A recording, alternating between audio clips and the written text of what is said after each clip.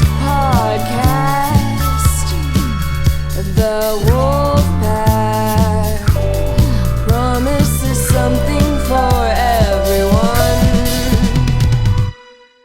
All right, everybody, the Wolfpack has returned, and this time we're gonna get a little suave, and we're gonna get a little dangerous. And right next to me, we're gonna pass it on over to the man who is so smooth. He has an LDX1 custom mounted in every one of his Aston Martins so that he can watch Motor Fantasy on his heads-up display as he speeds into danger. Ryan Cushing. Thanks for that sweet introduction. And I'd like to also put a plug in for Wolf Project skincare, the skincare for the official Wolfpack. Oh, nice. Are we getting a kickback or? No. Oh, It just came up today, and I couldn't not put it in. So I'm gonna pass it off to Peter. Well, if we're giving shout-outs, I'm going to have to give one to, or advertisements, plugs to Strictly Sega YouTube channel, who's been wanting one for a long time. All right. There you go, Charlie. You don't have to go crazy in the live chat. And who do I pass it on to? Big Bill? Send it over to Bill, yeah. Hey, Bill here from Boston. No plugs or anything. Just a what's up. Happy to be here. And I guess I'll pass it off to Charlie. That's Spencer. Oh, we were talking about Charlie. Listen, We're starting out with a bang. Off to a good start. But yeah, our guest Spencer, who is amazing knowledge of film and LaserDiscs, and has a YouTube channel called Damn Fool Idealistic Crusader. And you've been around since, I don't know, I've been talking to you on YouTube since your old channel name, so it's been quite a few years. Oh yeah, quite a while. I don't even know when. It's been so long. When did you get into LaserDisc? Oh boy. They were always the big shiny things when I was growing up that were really expensive and behind locked cases. And I didn't really get hot and heavy until I got to college and I was in film school and I was trying to research more about my favorite films. And I think what really got me started was the 2004 Star Wars DVDs with all their changes and screw ups. And then the 2006 Bond Ultimate Edition DVDs making a lot of color timing changes and stuff. And I was always like, well, I wonder if there's an older version, it's better than the VHS tapes I grew up with. And then I started researching more about LaserDisc, and then I fell down the rabbit hole. As one Bought does. My first disc, didn't have a player, but actually borrowed a player from a college professor who still had one kicking around and who thought it was amusing that some kid was getting into LD. And this was probably like 2008, 2009, something like that. And so I tried doing like some test captures and stuff, and then bought more discs and started buying discs on eBay, and then it just grew from there, and fell in love with the format, and just started for Star Wars and James Bond, letterboxed with original audio, no color timing changes. That's what I started with, and it grew from there. It's a good enough reason to start. Mm-hmm. Well, how many, do you just have one player or multiple players? Or? Oh, I've got multiple. If I counted all of them, because I still have like my original 702 that's, I just kept it as a backup, but like the side flip is broken and the RF's going out, but I'm not just going to toss it. So, gosh, I'm having to count. That's crazy. It's a bad sign. Yes. Yeah. So I think in total, counting the backups and stuff, I've got 5. All right. That's not too bad. That's reasonable. Yeah. I mean, compared to some of the, I think Bill's got like 12 right behind him. Yeah. It's a leaning tower. Yeah. And when did you find out about LaserDisc Forever and join up with that group?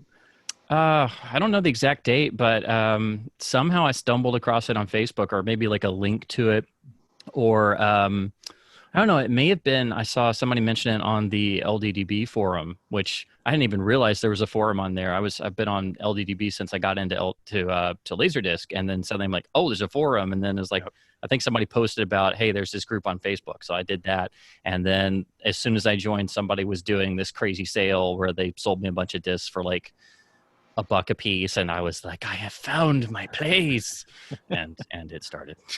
I feel bad. I never post on the LDDB forums, but I lurk there occasionally. Yeah. Peter does occasionally. That place is really slow nowadays. Yeah, right? Yeah. It's like the same handful of names, and I still look up like old information that I know I've read on there before, and I have to go like scour for it because I know that's where I read it. And Yeah, primarily, yes, the Disclord post. Oh, those are the best. Like, I'm like, can I just get like these in a book form? Because Someone should really archive those. Yeah. Yeah. And I'm still so sad that he's no longer with us because, Yeah. man, his posts were just like, oh, they were catnip for me. It was just like, someone who knows the great technical annals. This is fantastic. And then you mentioned that any of that stuff anywhere else, and people are like, what gobbledygook are you speaking? What do you mean? Sure, HTS 5300 Acra Vector decoder is better than Dolby Pro Logic and better than Dolby SR for matrix decoding. It's like, well, yeah, it's because they have this crazy, awesome algorithm and stuff. And then people are like, what are you talking about? That dude did a lot of research into, I think he spoke with like Discovision engineers and things like that too. So I'm sure a lot of information is, probably buried in maybe relatives or something inherited it and threw it under, a pile of books or something like that. So it's a real shame.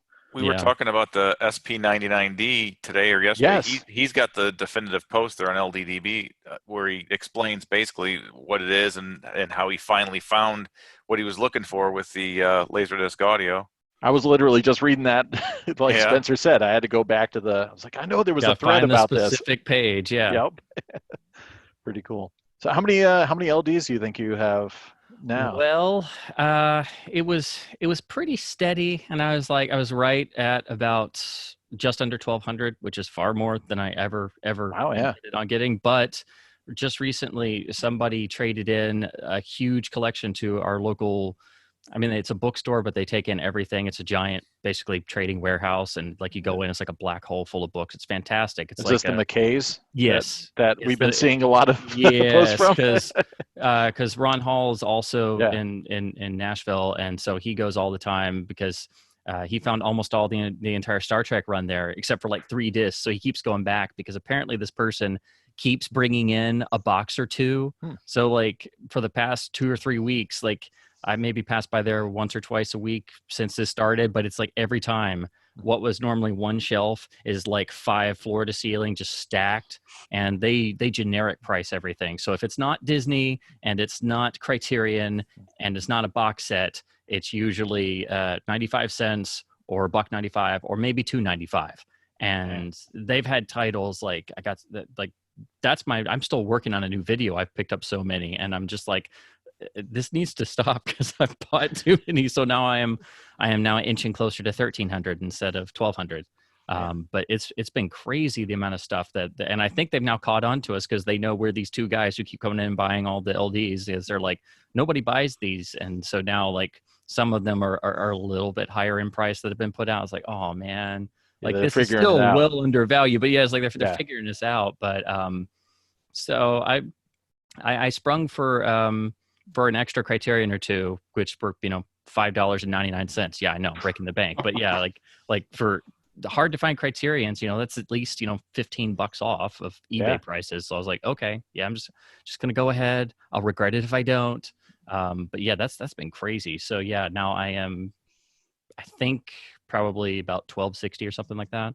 Wow. Nice. And you used to be Duck You Sucker when I first started talking with you on YouTube, but now your channel is Damn Fool Idealistic Crusader, and I'm assuming anyone can just Google that and find you or whatever. But just check that out. You've got do you drop anything recently or any collection, or are you still working on? I'm still working on I'm about halfway through this giant pickup, and then on top of that, I got another box because Vincent was blowing out all those cool titles. So I'll have to do a second video of just those. And then still working on a number of things, trying to get time to start going through my vinyl shelves because that's going to be my next project.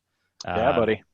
do it just like I did my LD videos. And because there's so many vinyl videos on YouTube, but there's very few that talk about pressing notes and stuff. And that's like my total, I have a geek fest over that stuff. So I will probably upload like a whole bunch of videos where I just babble on about pressing notes. I'm surprised though, because there are a lot of people on Discogs and Steve Hoffman forums that do focus on that stuff, but I guess they're just not making videos about it. No, there's actually a thread they started on the Hoffman boards about, looking for good YouTube videos for just vinyl and stuff. And it's like, there's a couple of members who post stuff and, it's cool, but nobody gets like super nerdy. So I'm like, well, I guess that's my call then.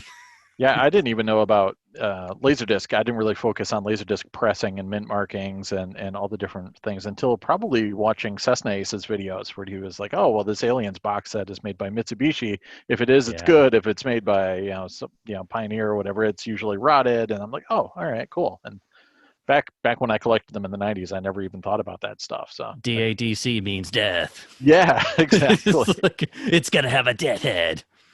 Yeah, I mean, and now it's hilarious. And when we did the meetup at Wiley's shop in Somerville like last year, we did like a swap meet thing, and like Steve Caschello brought like this like giant pile of discs, and I was just like, oh, let's see if this is a rotter, and we're just pulling them out and checking the mint marks, and be like, oh no, that's a DADC. Go back to the pile it goes. So, but will this Air Force One be rotted to death? Will this copy of The Fugitive make it through all 3 sides? Find out today. Peter did that at your swap meet. You in your garage, someone like found a Air Force One. We had a that sealed was Air not Force rotted. One. I that was remember that. rot-free. Yeah, that was crazy. Record. Yeah, no, it was an amazing moment. It's now rotted for whoever bought it, but Yeah. Yeah, it was exposed to the air, so the rot immediately just like swept across. Yeah. it Yeah, now man. looks like Maxine's discs. Yeah, have you seen Maxine? She's got a new one that's pretty much completely transparent almost. It's just man. all the aluminum is Yeah, just that's been insane. eaten away. I've never seen anything like that. Yeah. In a lot of discs, never one complete. Yeah, never anything totaled like that. Yeah, maybe a couple pinholes here and there, but Man. So you've been to film school, and I see you got a lot of DVDs, and obviously you collect Blu-rays and things like that too. But you can still hang out with LaserDisc, huh? It still serves film. Oh for gosh, some. yes, and it slowly took over my viewing habits, I have to admit, and I got more and more into the format, and I've built up just a giant library of titles just on LD. So now it's like, people are like, such movie. I'm like, oh yeah, I have a copy of that. And then I have to be like, it's on LaserDisc. And they're like, why do you have that on LaserDisc? I'm like, well, because it was a quarter and it's awesome. And it's got a better soundtrack because PCM, it's widescreen, better art. I know it's bigger, but the Blu-ray is $25 and the LD was a quarter. So, it helps being able to afford more titles for sure. Because you can pick them up for dirt cheap now. Or like you want one disc and you got to buy a lot of like 30 discs. So you got to get 25 discs you don't want, but it's like, they're all good titles, Yeah. That way they're not going in the garbage or something. But yeah, the more and more I get into it, and once I got my setup kind of improved, once I switched over to using the Panasonic LX900, paired that with my XBR 960. I mean, that is like plug and play, and it's beautiful. I mean, the comb filter on the Sony is just that, combined with it being an HD CRT and like being the best one they ever made. I mean, it is a phenomenal picture, but not easy to set up, not easy to move around because it's a beast. Doing the geometry on that thing took me like 3 to 4 weeks of just fiddling around with the service menu and just trying to tweak stuff. What size is that set?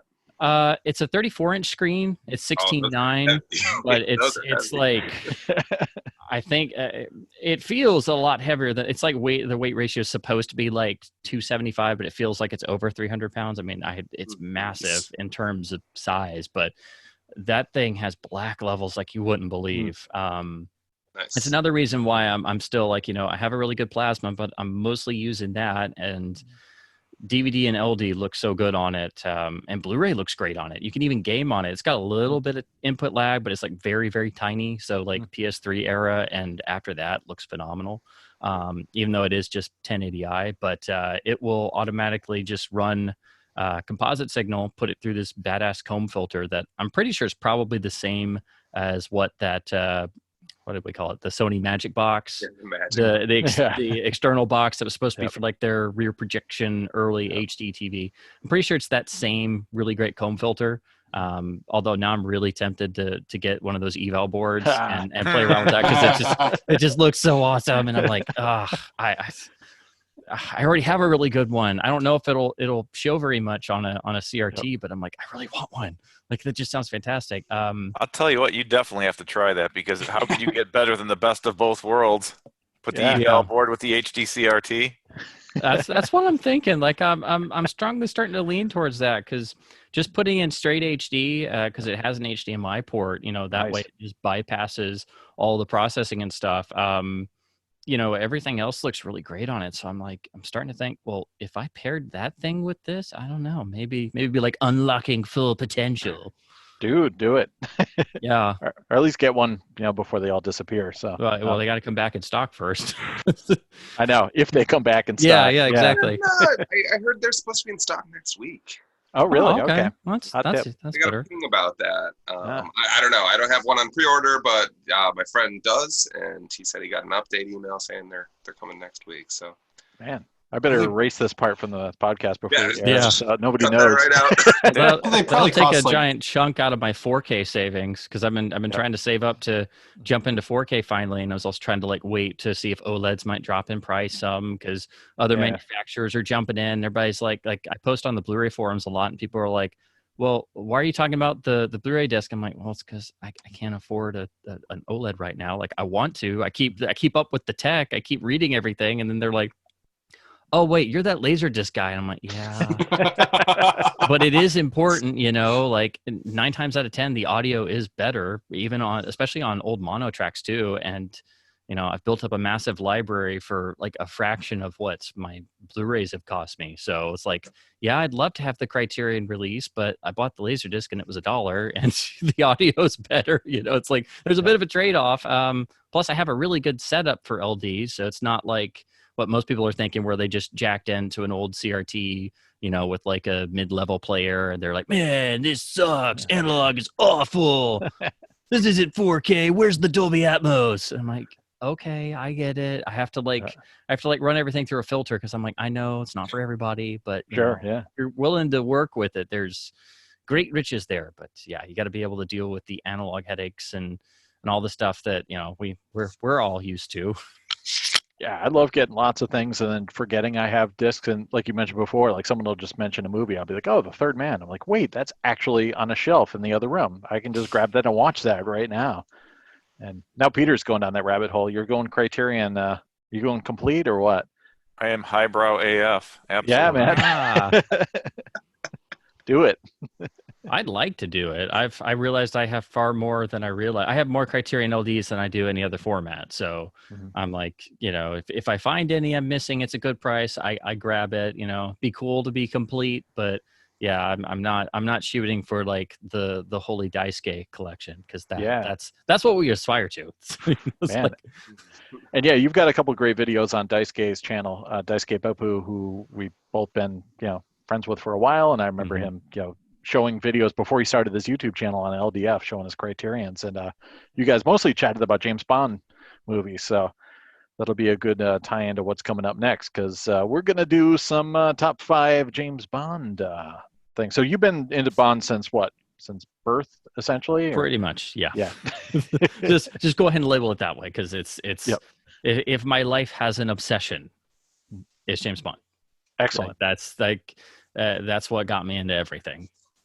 Nice. So but you're not a Craig guy, so you're probably not waiting for No Time to Die. I keep up with everything. I will go see it out of dutiful obligation. I just watched the new trailer, and I'm just like, all right, we'll let that one slide. But I know I'm not the typical audience member. I'm the crazy fan who doesn't just rewatch the series at least twice a year and reread the novels. I also reread all the continuation novels, which is a lot. So That's dedication. I don't just reread the Fleming books. I reread all. I think we're over 50 now, because if you count the 2 Horowitz books and all the young Bond books, it's close. I still need the second one. I think I have. Was it Trigger Mortis? Yeah, that's the first one. Then it's Forever and a Day is the second. I need that one. Yeah. Yeah. It's actually pretty cheap now, because now it's been out a little while. That's usually what I was going to do. Yeah. if you don't get it while they're cheap, then they just disappear, and then you got to get a copy on eBay, and it's like, oh crap, why am I paying $30 for a 2-year-old book? Do you have that amazing companion book? I forgot who wrote that. It's pretty much just like an encyclopedia of everything from the Fleming books, and then breakdowns of it. It's got maps of everything, and Do you mean? I'm trying to think because there's several. There's do you mean Benson's Bedside Companion? No, it's not. Because that's the one I've never gotten a physical copy of. I do have the It's I in think the other it's room. the John Pearson Fleming book. It's all like the annotations. Yeah, Yeah, it's like that's got to be the that. one. Yeah. Yeah, and it's like he tries to get like the date timeline exactly Yes. right. Yeah. Oh, that is like pure nerdy goodness just for Yes. like the novel side. Yeah. I figured you had that. All Yeah. right, Oh, cool. if there's a Bond reference book, it's on my wish list, or I've read it from a library, or I'm trying to get a copy of it. Like there's still, they just came out with, I believe it's the guy who wrote the Battle for Bond book. He just came out with a book on Broccoli and Saltzman, and it came out in the UK like really early, and so it just came out here, and I'm dying to read it, but it's like, it's $35. Yeah. I gotta wait. Or if I bought the Kindle, it's like half price. But I'm a print guy. I gotta have the physical thing because Yeah. I'm gonna if it's about the producers of the Bond films, I'm gonna read it like 1,000 times. Yeah, you want a physical copy, and I've got stacks and stacks of them in the other room. I don't have any storage for them, but still have to have them. Same, yeah. Especially going to McKay's because I go there looking for a few LDs and I like trade in a book or two. So I have like $3 in trade credit. I come out of there with like 40 books because I have problems, and they have books there that are sometimes like a penny or a nickel. And I found their bargain section. That was a bad thing. So now we need a Bond LaserDisc book because there's nothing really, or even there's not really a home video companion. For no, Bond the stuff. closest thing there is My Childhood Bible, which was Stephen J. Rubin's movie encyclopedia. Yes, that went through several iterations. Incarnate, like yeah. I had the one that added Goldeneye, so I had like the 1995 printing. I got that still one. have it, but I read it so many times. Like the lamination is coming off because it's one of those like it's paperback, but it's like super big, and then it's got a few errors in it too, which is great. You're like, wait a second. Like this was before the internet. I could tell. Yep. Good stuff. Yeah, so maybe we'll collaborate and write that James Bond home video book at some point. So absolutely. There was a great I think it was 007homevideo.com. I don't know if it's still around, but there was a good site. There is. Yeah, it's still going. And they got good actual like front, back, and gatefold photos of a lot of the LaserDiscs. So they even have like the Obi scanned in on the Japanese ones they have, and I'm like, this is so cool.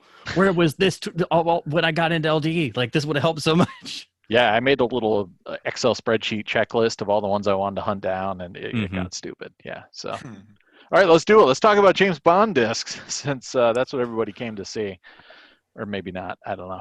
Too bad you're going to see it. So we're going to do top 5 James Bond discs, and you can kind of interpret that any way you want. And I decided to skip. I didn't go for my favorite Bond films. I decided to just go for a mix of just notable or my most interesting discs, and then some that just like meant something to me personally. So nothing rare at all. Number 5 is going to be Happy Anniversary Nice. 007, which is Nice. behind Ryan there.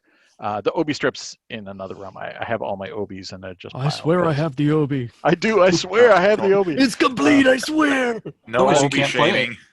This was the first Japanese James Bond disc I bought, and it's also the first disc I ever bought from Kevin Kobos. And I wasn't quite sure what the deal was, if he was legit or not. So I'm like, well, I'll buy this one disc off of him. And he sent some cool like extras and things. I'm like, all right, this guy is okay. And it's fun. It's available on other media since Tucked then. in but- the extras section, and then people today are like, "What is this?" And they click it. Yeah. This is old, man. What is this? I don't get it. Yeah, it's just a little bit of a recap of all the films, and this came out right. It's promoting Living Daylights. Yeah. So everything film up to that, but hosted by Roger Moore. Mel Stewart produced and directed, and written by Richard Schickel. So That's what cracked me up the most because I complain about his commentary so much, but it's that kind of, I guess, explains why like the Roger Moore dialogue, like the actual writing, it has all these cheeky like it's pretty cheeky. like, ha ha ha ha. This is what happens in these movies, and I'm not taking this seriously. And Roger's trying to like read it straight. Oh yeah, it's great. So yeah, this came out in 1988, and it's kind of a must-have. It's The quality's quite monorail, nice yeah. on it. Yeah. Yeah, it's I was quite not bad. surprised. So that's a must-have. Up next is a tie because it's the same film, but it's From Russia with Love. First of the tie is when they reissued the 20th Century Fox when it turned into CBS Fox. This version is usually really, really hard to find with the alternate artwork. Yes. And so I finally tracked down a copy of that. So that's going to tie with this one, which is probably rarer than any James Bond disc I own. A mainland China issue, hopefully. Yeah, there we go. From Russia with Love, dubbed in Mandarin. And apparently it's legit. I looked up the East Entertainment Limited, and they actually had a legitimate licensing deal that was covered in, I think it was Billboard or something. They were mentioning it in the early to mid 90s. So I'm guessing there's probably, and they even aped the kind of they Bond. stole the Connery Classics artwork because that's from the that's even the same photo on the rear cover. Yeah, and it's just this kind of weird mix-up of things. And so theoretically, there's a whole batch of these out there. It's not on the LaserDisc database. It just doesn't exist, period. It's color with a U, so very British. And not a lot of information on here. It looks and sounds horrible, but definitely have to have it. Hey Sam, technical question. So the 1.66 bonds, Yep. when they're 4x3, what's the status? Are we losing something? Or are those some sort of open mat, or what are you losing?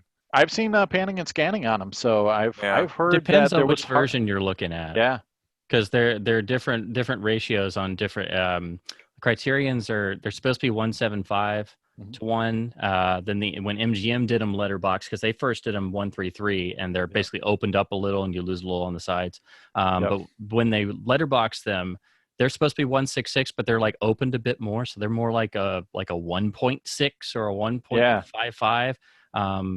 And I've heard tales of the first few being fine. hard matted when they were shot, but I've never seen any definitive proof that they were, or what ratio they were hard matted at. If they were, I've seen some sources be hard matted. I've seen some 16 mil that was hard matted, and then I've seen some examples and stuff where you can see the hard mat in there.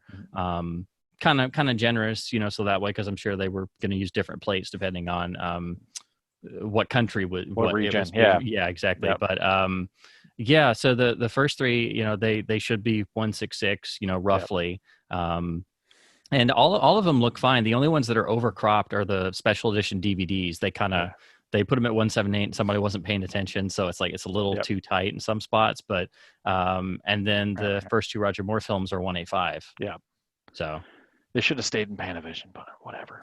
Well, I have a theory. Like I actually like the non-Panavision ones. Like I know it's weird, but there's something about it. They're a little bit more intimate, and of course, you get spherical lenses, so they're a little bit sharper. But Ted Moore was a genius cinematographer, so he made. Like Thunderball looks so ridiculously good for its photography. Like it looks as good as like a 70 millimeter epic from Dr. Zhivago came out the same year. It's like, man, this is like right up there. And yeah, it was an expensive production because they poured money into it, but it was still standard 35 mil Panavision. Yeah. So like Ted Moore does not get enough credit because man, he was a genius. Respect. So number 3, we're going to be talking about, messing around with, aspect ratio, the super rare nice. scan 4:3 edition of GoldenEye, which is ridiculously hard to track down in good condition. You can find it. I've seen some copies on eBay with the cover torn off, and I don't know. These things, I guess, were probably put out for rental in some places, that they were heavily worn. I finally grabbed a copy that's in good condition. It's got all the same extras and everything, so which is pretty impressive. It's got, even has THX certification, which is pretty impressive for 4:3 rendition. But it's got all the bonus goodies and everything, and the AC3 digital. But I've got copies of this from France, Hong Kong, everywhere, and those are all letterbox. This is the only one I've seen on LaserDisc that's not. So I'm so tempted to get that. I have no need for it, but I'm like, nobody has a need for it. I should. But I'm not going to pay $20 or more for a pan and scan GoldenEye. Like I have my old pan and scan tape still, but it's like you need it. You should. Yeah. If I ever find another like nice copy, I'm just going to get one and send it to you. So I'll send you my pan and scan Congo that I got stuck with. That's like one of those. It's like nice. I accidentally bought it, and it's like, well, it's $15 on the database. Like it's not rare, but it's not like a 99-cent disc like the normal one is. So now I've just got this Congo pan and scan version. I'm like, what do I do with this? And I asked, like, nobody wanted it. I'm like, Cherish it. yeah, it's like I can frame it. Yeah. There you go. Number 2, we're going to go. I was just talking with Ryan about this one. It is the Hong Kong Tomorrow Never Dies with the alternate artwork with the kind of television scan lines there, which is pretty cool. And this is one of those interesting HK discs that has actual hole cut in the back of the jacket, like it was a 12-inch single, and all the usual. It's not working on my turntable, man. Yeah, what the hell?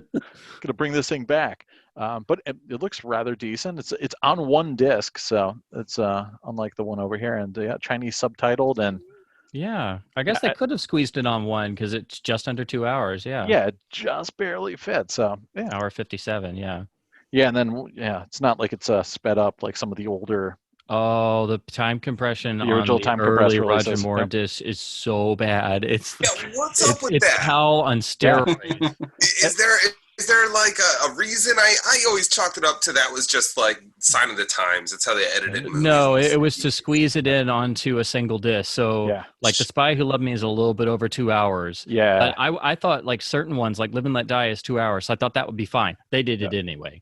So I guess they added a bunch of bumpers and they just, we're doing it. But it's not on all of them, but a selection of them. And some are what marked on the database, but then others you just put it in, you're like, oh, this will be fine. No, it's got time compression. No, and it's bad time compression. Like it's not just like PAL speed up where they have like the slight helium voices. No, it's like full on, like The Spy Who Loved Me, the opening it sounds like oh my God. You know, when he's turning when the lip chorus comes up and it's like, we've lost our engines. Our engines are down. Oh no! Oh my God! It's really bad. Who thought this was a good idea? Yep, but I bought it anyways because. And then I went and tracked down this. I finally found the early tape version, so this does not have the time compression, and this is how you get the mono mix of the film, which is very hard to come by. So this took me forever to find in good shape. See, it's the rare stuff is the stuff nobody's even thinking about like that. Exactly, yeah. And number 1 is not an amazing grail. It's super common, but it's the rental version of You Only Live Twice. It's not my favorite Bond film, but it's also kind of my favorite Bond film. It was the first Connery Bond film I saw in the theaters back in 1981-ish, maybe. There was a double feature of this and Thunderball. Strangely, they showed Thunderball second. And pretty much that a lot. it helped me fall in love with Bond to the next level. I'd already been seeing the Moore films at the time, but and there's something cool about the rental discs because they're gold discs. Exactly. And I mean, if there was like one disc that I might just be just tempted to grab off the shelf and throw on at the moment's notice, it'll be this one because it's fantastic, amazing John Barry score, and it looks rather good here on this widescreen release from Japan. And 117 minutes digital audio. It's got LDG, some LD graphics, if you want to throw down some alternate subtitling on there. So there you go. That's my number 1. Passing it to Ryan. Sweet. So I didn't put in bring the Austin Powers disc to match your Tomorrow Never Dies, but he's kind of like James Bond, right? Close enough? Very much inspired by. Yeah. So my introduction to James Bond was in the 90s. I started catching the reruns on cable because they were on like AMC or whatever it was all the time. It's like, well, there's Bond movies on, so you can always put that on and enjoy it. But TBS. Yes. TBS Thanksgiving. Yes. Yep. But one of the first ones I remember seeing, and I believe this was the first one I saw in a theater, was this bad boy, Tomorrow Never Dies. And it's a great picture. The plot's, but the overall production on it and some of the sequences are just phenomenal, and the sound's great. So DTS, baby. Sound mix to die for. Yep. Absolutely. Number 4, I was spinning this earlier this week. Been watching a lot of Dalton on Doom Patrol, and I feel like we got cheated because MGM had issues, and he could have gotten one more movie in before Brosnan took over. Yep. But they were ready to go. They had everything. It was going to be in Hong Kong. They had a plot together, and it would have come out in 91. And then when that didn't happen, he almost would have done Goldeneye. But by that point in time, it just kind of didn't work. But yeah, we were very close to getting a third. I wish. Yeah. Yeah, and I mean, I look at it and I realize that like I still don't think they kind of knew what they wanted to do with the writing. Like they were making a little bit campy, but they had some really gritty stuff in there, and like it seems like they were kind of trying to tweak the formula to get it just right, and they went the wrong direction in the 90s. Lots of nice little references to the Fleming stories too in that film too. So absolutely. Yeah.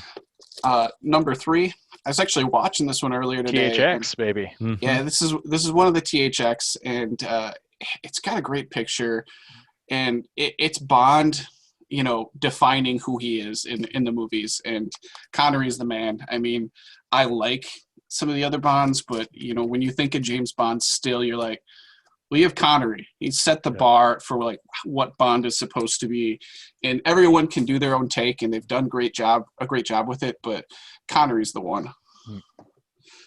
Moving on to number 2, I love this film. They did a great job on this. Like people can hate it and hate Brosnan. I don't hate Brosnan. I hate still some of the writing later.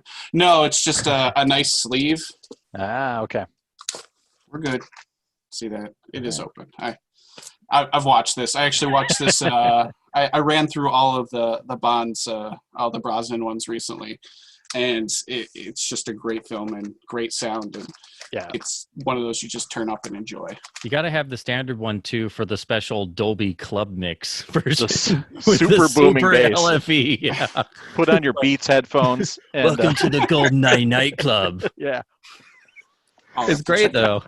It is insane. Yeah, if you do have it's on the DVD too, the special edition DVD. So if you have that one, which you can pick up for like 99 cents, it's on there too. So if you don't have the standard LD, but yeah, if you ever wondered why do my certain copies of GoldenEye like sound really boomy, that's why. And then the DTS version, totally fine, but it's a stronger track, but it doesn't have that like crazy boom boom.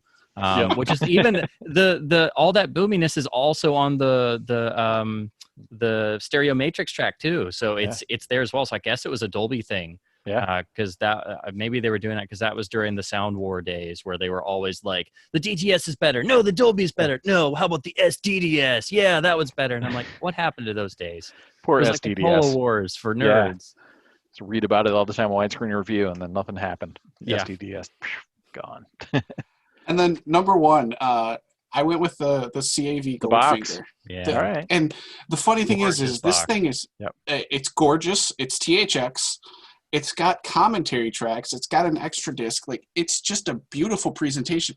And nobody wants it because they're chasing that later release that's a CLV disc and of the same master without the extras or anything. Yeah. Yeah, and the crazy thing is I looked on eBay and there's a copy up for $10 free shipping, no bids right now. That's how I got mine. I got a sealed one for $10 on eBay. I couldn't believe it, and it's been my go-to version ever since. Because it's incredible, and I love those because the side labels as you go across, it's the gun barrel, but as you go across all the sides, the blood drips down further. That's like one of the best LD labels I think ever. Yeah. Those are pretty sick. and it's crazy because like even the sleeves are like have their own pattern on them. They're not just generic sleeves. Like everything about that box is amazing, and it's got an insert and a booklet, and I can't believe that people don't go after that more because it's just so cheap, and it's probably the definitive way on LaserDisc, even though there's that later release. It's just they were going to do more of them. They were going to do the whole series, and then that just kind of got killed off along with a lot of other plans because DVD was coming in. So then we got like that last gap of the THX ones, which also had the early THX DVDs as well with a flipper disc inside. So they were like, we'll do a few more and we'll also put them on this new DVD thingy. And then those box set things, we can do special editions and we'll just cram everything onto a single DVD and just call it a day. Yeah, it's a shame. Yeah, I wish there was a Dr. No one for Marshall would love one. But yeah. And it looked like they had announced some of the Dalton THX ones, and that would have been really great. But I mean, even the white cover MGMs, like people don't want them because they're not the THX. They look great and they sound great. Like it's just people want to chase the late one. Oh yeah, it gets harder to find, more expensive. It took me a long while, but now that I have the THX ones, actually in a lot of cases, I actually kind of prefer the earlier ones because I mean the picture quality is not quite as good, but they seem a little bit more not quite messed around with. Like the color timing on the THX ones is like a little bit boosted, like especially the skin tones are like a little bit more, and I'm like, I'm kind of missing the look of the old 91 disc. Like it wasn't perfect, but most people don't have both, so it's like they're always chasing after the spiffier, prettier one. But yeah, it's.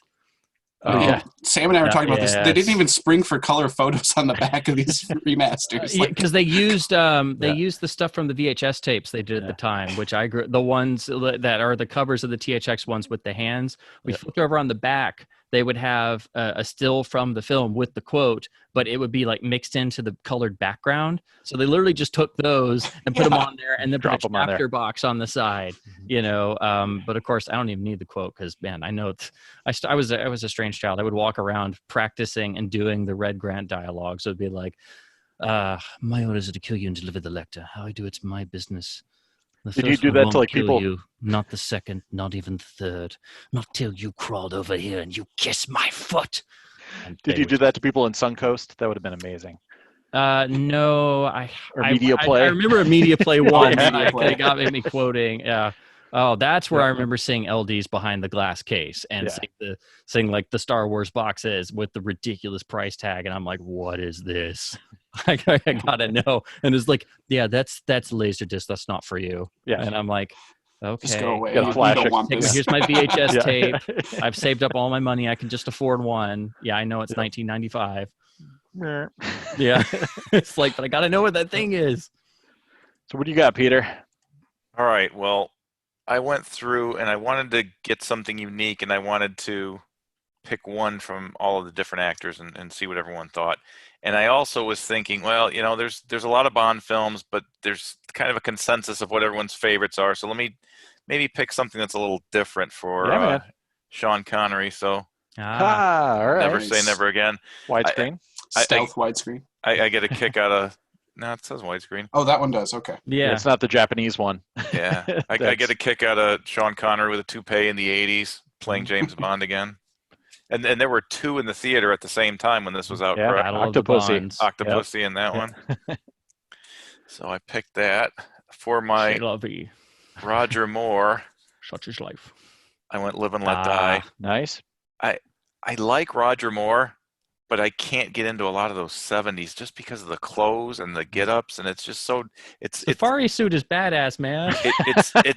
It's distracting. Like you could I get it. You could take Daniel Craig and put him in some of Sean Connery's from the 60s or whenever, the early ones, and he would fit right in these days. These are just so out of place. So I like this one. Yeah, so Connery it's like in the 80s, you can tell some of the suit cutting is different. Like I was watching Batman 89 doing my commentary on it, and I just got stuck looking at some of Keaton's tailoring, and I'm like, well, yeah, that's kind of 80s looking now that I really look at it. So I can understand that. And Connery had some bad giant 70s ties and Diamonds Are Forever too. Oh, so he white shirt, pink tie, Diamonds Are Forever when he goes into to Bambi and Thumper. Saying, Thumper, yep. Yeah, but Connery can pull off anything. The Zardoz suit. yeah. If you can do that with a straight face, gosh. And then I'll go with the one I can't believe Sam didn't pick, On Her Majesty's Secret Service. It is my favorite film, so. But I decided to mix it up. Going to grab it. I decided to mix it up. So these are not the rental discs, but I have a complete set of whatever these are with these yellow obies. I love those. Yeah. Yeah. Very cool. Yeah, if I could probably live with just those or just the rentals. Yeah. Aren't those basically the equivalent of the U.S. white cover ones? Yes, more or less, yeah. But they have obies, so they have more resolution. So Timothy Dalton, License to Kill. I love this. I love what is this guy right here? This actor. I can't see Robert Davi. Oh, Davi, yeah. He's a bad guy in most everything, right? Yeah. So it's cool to look at it. And it's kind of older film, but then you see an actor like that, and it's kind of modern. So love Timothy Dalton. Benicio del Toro's great in it too. Yeah. Why don't you wait until last? If you're going to pick one Pierce Brosnan, you have to pick The World Is Not Enough. I was waiting for someone to drop that. This copy has actually been to Spencer and back. Yes. I was about to say, I recognize this. Yeah. Oh gosh, I watched that so many times while I had it. It's not even funny. 24 hours. I was like do it back still kinda frame. worn out. I rewound it, right? Yeah, exactly. So those are my picks. Bill, go ahead. Right. All right. Yeah, we've been zipping through the whole series over here. Nice. Kind of out of order, but we've got, I don't know, maybe like 2 or 3 left. I've been saving the oddball ones for last. So, the ones that I picked for my top 5 really stuck out on their LaserDisc release for one reason or another. So, yeah, here they are. Dr. No, I really like the 166 presentation. For those that don't know, I've got a 4x3 projector screen over here. My whole setup is pretty much tuned for LaserDisc. Full immersion. Screen, all of that good stuff. Don't post on the Blu-ray forum. Don't do it. I keep trying to talk him into the 4K projector. He won't do it. Yeah, not going for it. Not yet. Nope. Not yet, anyway. I need a new screen and a new projector if I'm going to go 4K. So what I've got for right now is great. So anyways, that one looked super good. Let's not pretend that buying new things is going to stop you. Well. The next one is Thunderball. Nice. I really dug the underwater fight scenes and stuff going on here. It says I don't know. I think the highest of the action of all the James Bond that really stuck with me. Didn't feel as generic as the other ones. They really felt like they're going over the top with what they're doing. My dear Colonel Bouvard. What's that? I don't think you should open that car door by yourself. Yeah. Live and Let Die. I grabbed this one specifically for the theme song. I was going to say, is there a better Bond theme song? Yeah, the best Bond theme song, hands down. Probably just the instrumentals are the only thing that really, are right up there. Yeah. It's killer. Is that's a corrected version too, I believe. Yeah, because it's got the black text on there. So it doesn't have the audio dropouts. And the picture quality is a little bit improved too over the earlier third one. Yeah. Well, I guess I lucked out on this one. I didn't even specifically seek out the correct one. I just ended up with it. So that's pretty cool. Grabbed the Living Daylights. Dude. Yes. Choice. Dalton's got to be my favorite Bond. He's I think he's the most believable. He's a little bit rough around the edges. He's a little bit sloppy. He's kind of gritty, but he always gets the job done. He's like a real man's man kind of Bond. He's not the closest to the novels. Stepper and perfect execution every time. He kind of wiggles his way in and he's doing a lot of the Bond of the original Fleming novels, and people especially then had no idea. They were just this is different, and then all the critics were he's not Connery, he's not Roger Moore, he doesn't have any humor. I'm like, the humor is intrinsic. He's playing a real 3-dimensional character, and if you read the Fleming novels with all of Bond's foibles and all his internal monologue and his fears and his humanity, it's that's what he's doing. It's nobody gave him the credit for it. And he's the only one who talks about I went back to the source and I picked up Casino Royale, and there a man is human. And that's what I tried to bring in. It's if you listen to him talk about it for 2 seconds, it's just oh my God, yes, this is what he, It's The sniper scene outside the Opera House, that's right out of the pages. Living Daylights short story. Man. Exactly. And then they use test scenes for testing new actors, but I'm they used the bedroom scene in From Russia with Love when Bond meets Tanya for the first time, but I think they should also use 2 scenes from the Living Daylights. They should use the confrontation with Pushkin where Bond is waiting in there and just has him at gunpoint. That is just you're he's either going to murder him right then and there, no compunction, or he's going to get the information he needs. And they should also use the end of the Sniper Was a Woman scene, the car scene where it ends with Bond saying, stuff my orders. Yeah. It's if he fires me, I'll thank him for it. It's oh my God, that is that, and the ending and the immediate ending of License to Kill, where he's all bloodied up after the explosion. And he puts himself on the rock. Those 2 moments are the purest example of Fleming's prose coming to life. Like if you wondered what the books are like, it's like those moments, but it's a whole book. Yeah. Sweet. Great stuff. So we're in good company if everybody's on the same page. That's the best Bond. Anybody can argue maybe about that. Yeah, I mean, it's always open for debate. Yep. Yeah. My final one, Goldeneye. I grabbed this because this is, I guess, the closest to home for me. This is the first one that I saw in theaters. This is my generation's Bond. I like Pierce. He's a good one. He's not the best Bond, but I really dig this disc. I love the DTS mix on it, and I remember seeing it in the movie theaters a couple of times. So always a good time. I've gone back on that countless times. It's a good picture quality checking disc. There's tons of scenes in there that you can see crosstalk really easy. And it's just a great looking one altogether. Good extras too. Really good extras. And I don't know, the theme song is really catchy on that. It's probably my second favorite theme song. Good tune. All right, question for Spencer and or Sam. Why does Joe Don Baker play two different parts in the movies? Because he's Joe Don Baker. He's so cool. He's Mitchell, man. He gets to come back and play two guys. Lies spread by my competitors. Yeah. So I don't know. Jimbo and all that. Yeah.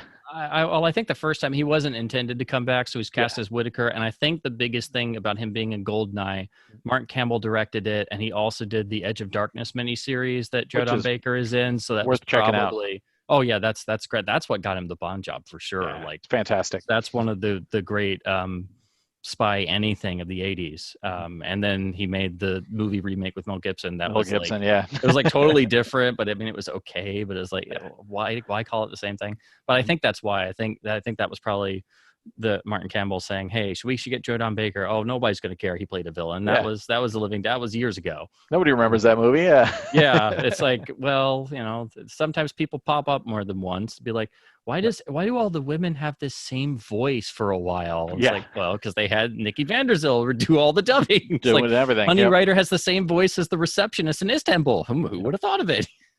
Nobody will care. Yeah. So was that your number one, Bill? That was my number one. Yeah. Oh snap! All right. Yep. All right, Spencer. Spotlight's on you. What do you got? So I went for, because I can't really pick favorites. Like it's too hard. So I just went for like disc quality and transfer quality and like extras and stuff. And then this is just kind of loose. So I could have just pulled a bunch of Japanese discs or done some rare stuff, but I wanted to do like a quality thing. So. So I guess my number 5 would be the deluxe CAV box set for Thunderball with this absolutely stunning Frank McCarthy artwork. I'm really kind of mad they didn't use this as one of the original posters because it's just freaking epic. It's even bigger than this. Like it's much wider than the box, but this was done as the follow-up for their Goldfinger box. And again, they only got to do 2 of these, and it was originally intended to do more. Yeah. But it's the same setup. It has the custom sleeves, except instead of them being gold, do this so where you can actually see it, they're blue, and it's a nice underwater type blue, so it looks like you're looking through the water, and it's got custom screen grabs from the films, and again, these same badass blood dripping down the gun barrel as you go across. It's got loads of extras. It has the documentaries they made, the John Cork documentaries, which they released on VHS tape, and I got that as a kid. It was supposed to be in the box sets, but I found a tape in a shop once used, and it was like one of the great discoveries of my childhood. And I think I watched the making of Goldfinger and Thunderball tape almost as much as like it's in my like top 15 most watched VHS tapes of all time. And it was so cool to actually see where they came from. And of course, all that stuff has been ported over to the DVDs. But it has all the inserts with it and everything. And it's hard to find one of these, complete without the spine shot out. This is also where they made the stereo remix of the film, which has the alternate dialogue and stuff. So I'm still unsure as to why that is. It may be that they used a US audio track and the UK one is different. So if you get the earlier Letterbox version, that has the mono mix. So you really kind of need both, because this one, it was originally mono, but they've stereoized it, and it's okay. It's still pretty much mono, but it's an alternate sound mix. So it has a couple different lines of dialogue, and then the mono mix on the think it's the 1990 Letterbox Bond copy, has the different audio. So it's like a few different things. Like one track has Bond climbing out of the pool going, "Sorry, old boy, better luck next time." And then the other track is, "Now you can tell about the one that got away." So it's one of those weird oddities, but this is where that new mix popped up for the first time. So Spencer, when you watch that one, would you use Pro Logic and try to matrix it out to 5.1, or do you just leave it on stereo? You would do Pro Logic because that's what it was designed for. But okay. It does have one flaw. In the very beginning, when the gunshot goes off in the gun barrel, it cuts out of the surround for a second, and they fixed that on the THX reissue, which does add 5.1. So the only difference is same master, doesn't have any of the extras, and it's CLV, but it adds, it bumps up to 5.1, and it fixes that little flaw in the very beginning. That's on the box set one. I just found that out by accident. I was like, did my speaker go out? And I asked somebody else, and they're like, no, that's on mine too. So like, is there one that's truer to the theatrical? Would it be the mono, or would it be the stereo? The mono would be truer, but it's a different mix. So technically you need both. I wish they would have left this one mono, so we could have had like the two different mixes, both in mono. But you need both to have all the different dialogue versions. But yeah, it would be truest to just have it mono. So that would be your preferred one would be the mono? Yeah, so usually I grew up watching this mix, but if I watch Thunderbolt now, I'm always watching the mono, but I still miss some of the dialogue differences I grew up with. And I'm like, oh no, that's in the stereo mix. I'm thinking it's one was like the US track and one was the UK track, because they end with different music. Like the stereo mix ends with the James Bond theme, and the mono on the other disc ends with an instrumental version of Thunderball. So there's a lot of little weird things with Thunderball because they rushed it so hard to get it out for Christmas '65. So that's why there's like a lot of little continuity errors and all kinds of little weird things. Seth would appreciate this one because we were talking about that before. When you go mono, do you usually go, essentially dual mono and have it playing in both left, right speakers, or do you enable Pro Logic and dump it all into the center channel speaker? I usually just leave it plain stereo.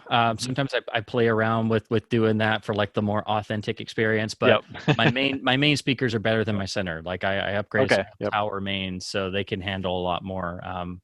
Plus I like leaving it that way because if you have your speakers in the right place, they do the phantom imaging thing. So yeah, it doesn't really make a difference. And they're, like I said, they're a lot stronger than my center channel. So that's what I do.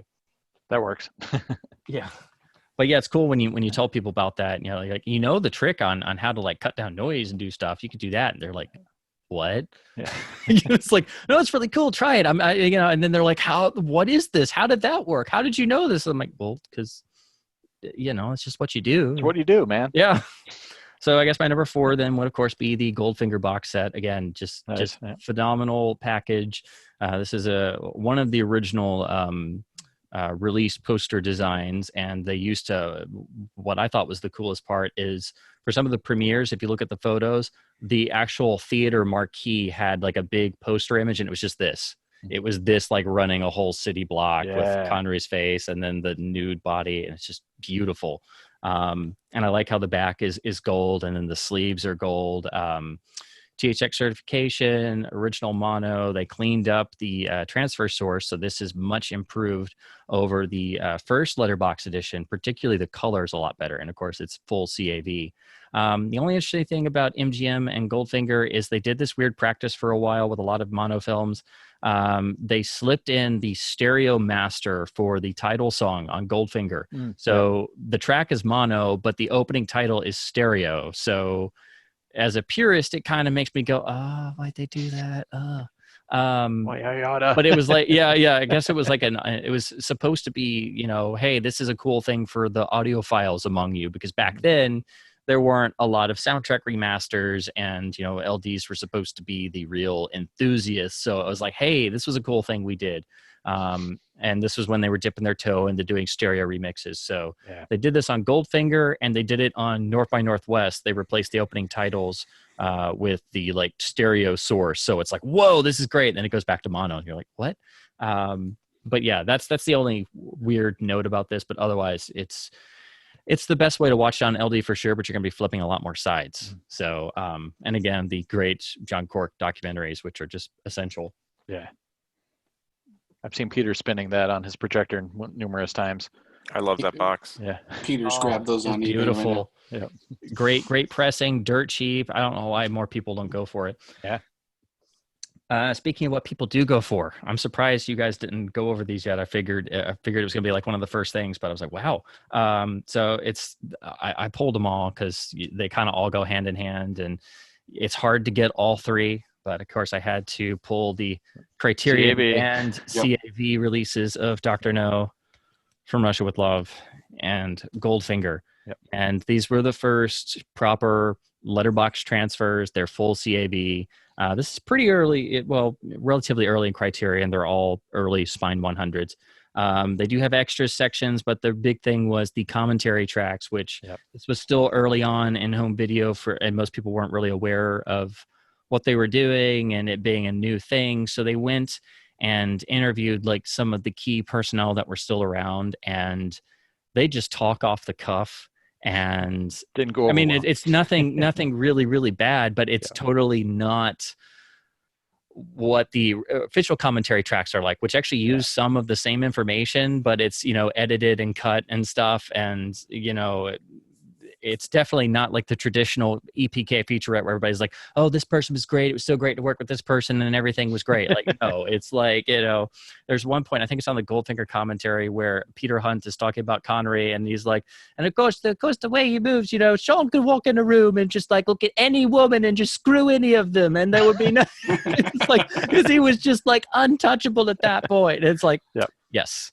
But for me, hearing from some of my childhood heroes, who of course, I never got the chance to meet because they all passed away when I was either like before my time or when I was in my incubation period. But to hear from them just totally off the cuff, particularly Terrence Young, Peter Hunt, and Richard Maybaum. It's just like, oh my God. So I've listened to these commentary. I've listened to all of them, all the official ones, because they're great and they have a little bit more info than the documentaries do. But I've listened to these like an ungodly amount of times because it's just like, oh my God. So go ahead. Sorry. When people say those are the banned commentary, were they actually like banned as in we pulled these off were the recalled? Shelf? Yes. Yeah. Okay. So yes. It's not like they just didn't reuse them later. They actually literally pulled them off the shelves. Yeah. What happened basically was Eon Productions found out about it, and it was as far as we know, it was Cubby Broccoli himself who was like, wait, they did what? Well, we don't really want that out there. We weren't, it wasn't sanctioned, So, they were okay with them doing commentaries, but it's like, we would have cleaned it up a little bit or something. So this had never really happened before. So Criterion was just like, okay, well, we'll pull them and just put out a CLV version, which they did. And they have no extras like the regular CLVs do. And they don't have the commentaries. But for a while there, they said, if you really want the commentaries for fans, if you send us like $10, we'll send you a cassette tape. And then Eon was like, what? No, you can't do that either. Yeah. So like I've seen some on eBay before, like somebody posted, because I think some people did get these cassette tapes. So there's like a cassette tape or two and this letter floating around. Send $10.95 plus shipping. We'll send you a cassette of these band commentaries. It's like, oh God.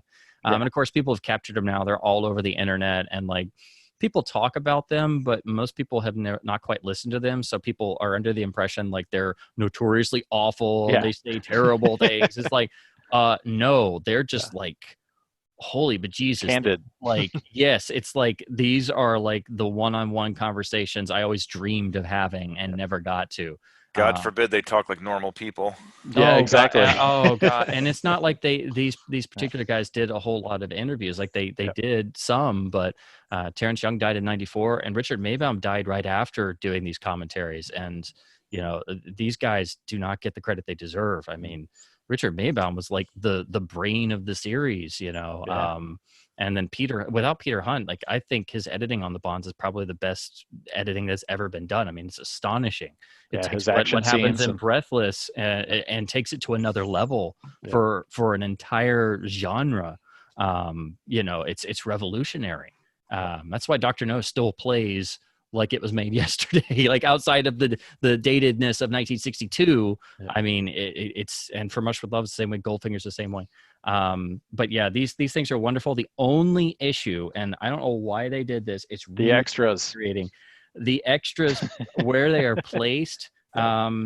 And I believe For Much with Love is the one that escapes. There you get those Bond bread. For Much with Love's okay, but yeah, Dr. No and Goldfinger, they put some of the extras at the end of CAV side. So you're watching the movie and you're like, oh, cool. And you get to the end of side 2 and you get the commercial for Bond bread.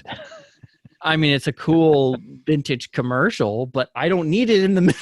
Yeah, at the end of side 4, maybe. Yeah, with the other extras, which are all like, what are you doing? So, yeah, this would be one that the CLV is cool because it's just the movie and doesn't have random extras shoved in the middle. The CLVs are a lot more common. A lot of people get confused because they're trying to get these and they buy the CLVs by mistake. They've got the same covers, but these CAVs, they have the Criterion bar in the center, and the CLVs are a little later so it's straight across. So that's the easiest way to tell if you're looking at eBay copies. Plus, these are gatefolds. Beautiful gatefold too, as well, I have to admit. But yeah, so these would be my number 3. It's also cool because the transfers are a little bit different than what MGM had. Dr. No is actually the same transfer. The MGM is a little sharper. It's also a little brighter. For Much with Love is pretty good. It's the same version as what MGM used on their open matted version, but later on MGM, I think, switched sources, so their letterbox one's a little sharper. The really interesting one is Goldfinger, though. This one also uses a print source. It's got the Q changeovers, but the color's a lot different. So I'm thinking they may have used like an old dye transfer print source because it's got a very striking look to its color timing.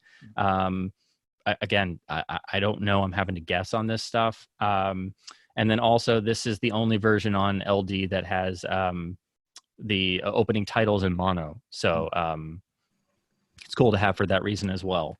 I think all the early pan and scan open mat ones are also mono, but like compared to the MGM 90s releases, this is how you get the opening title song in mono.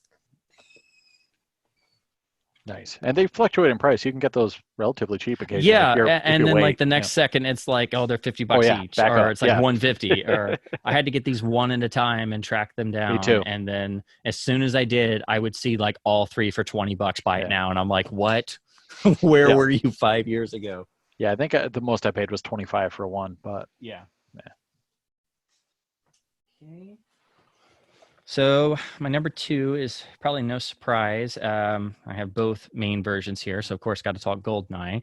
I mean, this disc, like if I have to recommend an LD to anybody, it's this one. I think this is probably the best overall LD ever made. Great picture, great sound, dirt cheap, very common, great gatefold, and tons of extras. Yeah, man. I mean, the fact that this is like a disc you can get for $1 or $2, this is great for Bond fans to have as a collector's piece, even if they don't have a player. I mean, the gatefold is just, they worked Desmond in on the gatefold, Yeah, buddy. It's like, not to mention, I got to also say, Derek Meddings is in the gatefold. Like, this is, this is like the go-to LD. And on a good setup, if you compare this to the special edition DVD, the very first DVDs, I think the transfer on here is actually a little bit better. This is one of those LDs that it really holds up well. Like everybody was saying a little while ago, you can use this as a benchmark to test on for sure. Curtis used it, right, Peter? There's a section in there somewhere that he says is a crosstalk, like torture test. And he said if it could play clean through this section, it's good. Oh, I'm not surprised. Yeah. I've noticed because I compared all these to the various versions. This is one of those that I think it's head and shoulders above that first DVD on, toggling back and forth with the right, settings for each format. This one, it holds its own. And of course, this DVD has, like the Kevin Smith commentary. Yeah. Hey, Spencer, when you get the Eval board, it'll be like Blu-ray. Oh gosh, don't tell me those things. Or your money back. Yeah, it's like, is there a money back guarantee on these? Yeah. Just send Peter a bill. Invoice. So anyway, this of course has the super hot club mix of the film, the Dolby track with the some people have said it's like 10 dB hotter LFE That's what track. I heard. Yeah. Yeah. So it's gonna, and again, also on the Prologic version as well, it's there too. Because I didn't have an AC3 to modulate for the longest time, and I would play this and just play it in Prologic, and I'm like, this sounds really bass heavy. And then when I tested the AC3, I was like, let me go check out the Prologic again, and sure enough, same thing. And I'm like, yeah, I think this was like Dolby trying to be like, we're getting the new Bond movie, we're putting it out hot, man. It's going to sound amazing in Circuit City. Yeah. It was like, I don't know if it was that way theatrically. I'm starting to think it was, but of course, also I saw it, but the theater I was in was the just DTS version. And these are the same way with the criteria, and sometimes they're easy to find. Like as soon as you buy them, then you see them everywhere, and it's like, doggone it. So it took me a number of years to find a good condition, affordable copy. It's the same master and everything. Cover's a little different because you get the DTS bar. The THX box is in black. I believe this was printed by, is it Kuraway or Kuraway? Yes. Or I never know how to say it. Kuraway, For okay. NTSC. Yeah, Super NTSC pressing. Yeah, so they did most of the DTS discs, and I believe they pressed this version. I believe the standard one's Pioneer. Yeah. Same jacket and everything. This one, it's a little bit thinner on the cardboard, but it's otherwise the same.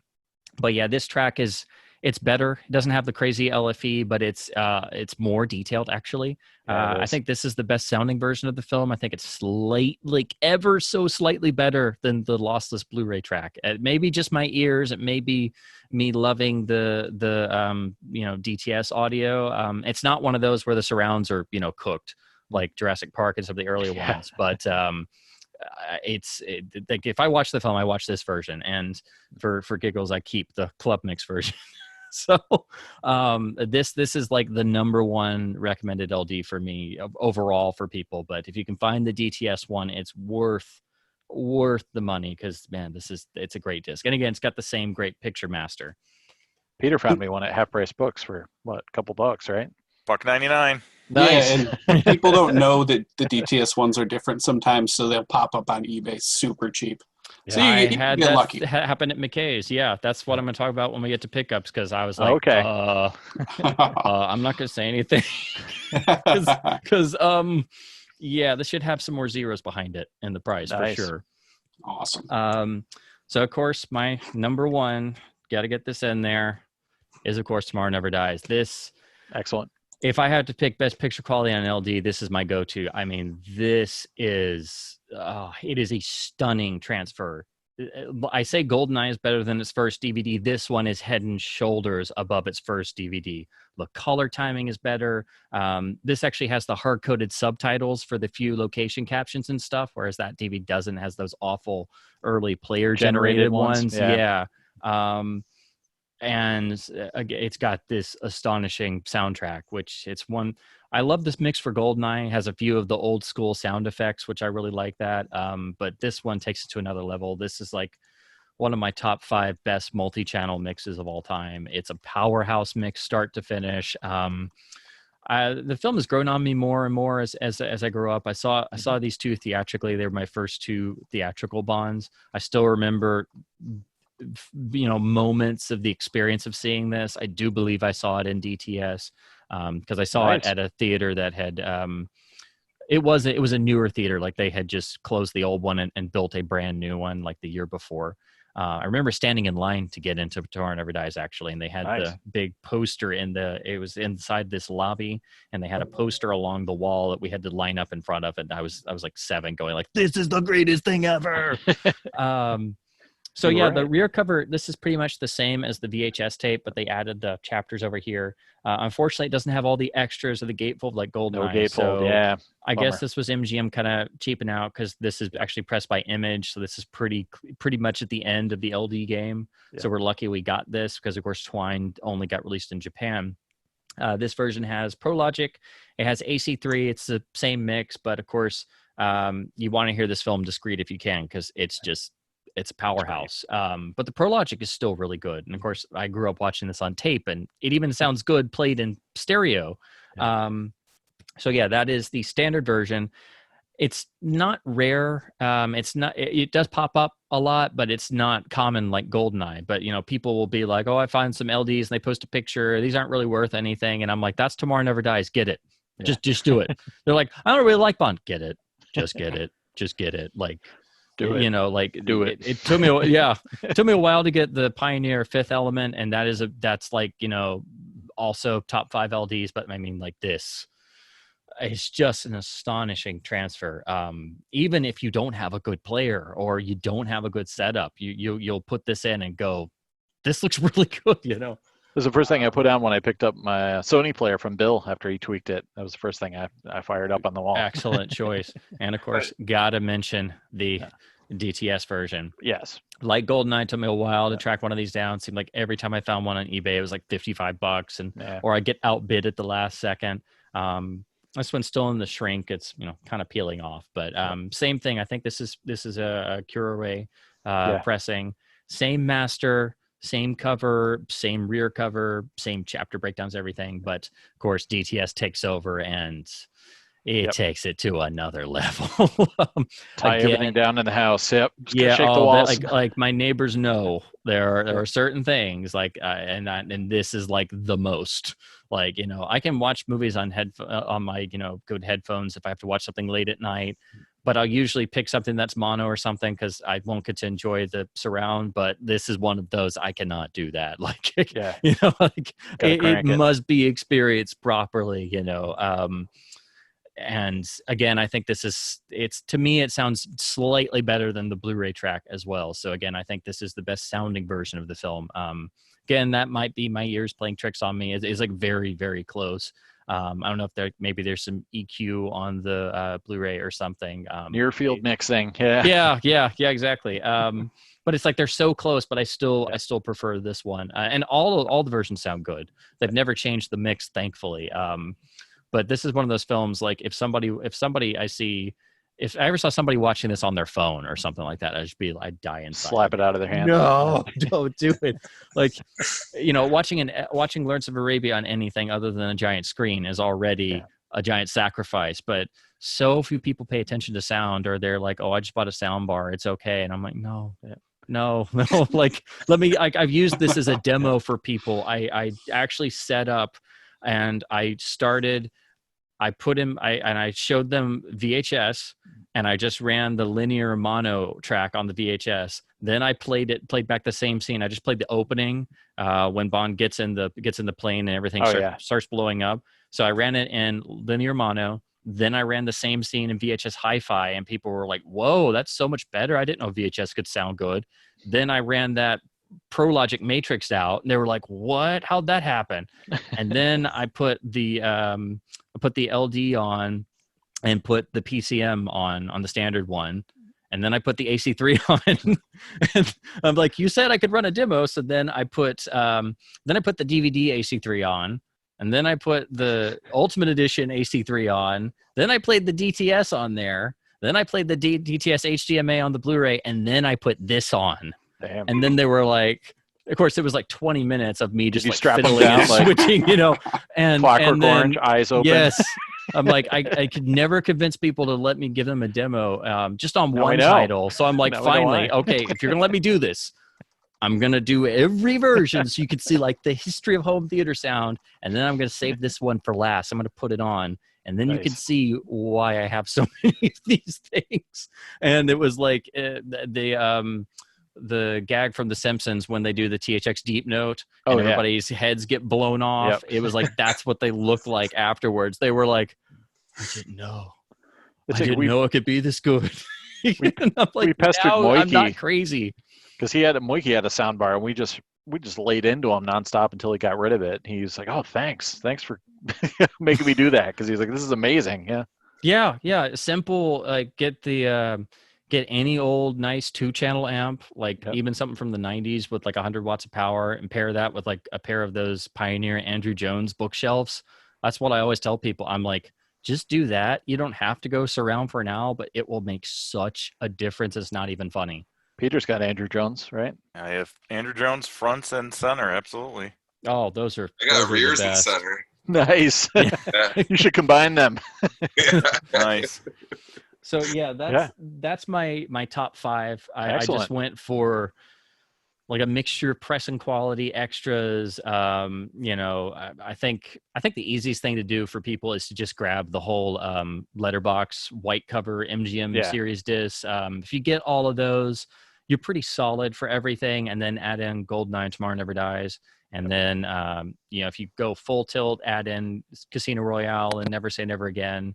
And then after that, if you really want to chase stuff, you can go for the Criterions, the THX discs. And of course, I think the box sets are important too. So the white cover Letterbox, CAV box sets, and then Goldeneye Tomorrow Never Dies will get you set for pretty much everything. And then after that, you can go chase the others if you want to. Go chase. Yeah, the world is not enough. And Seth's not here, but he notoriously would get confused and see the Japanese cover of Tomorrow Never Dies, and he would bid on it and get all excited. Oh no! And then he's like, "Oh wait, this isn't the rare one at all."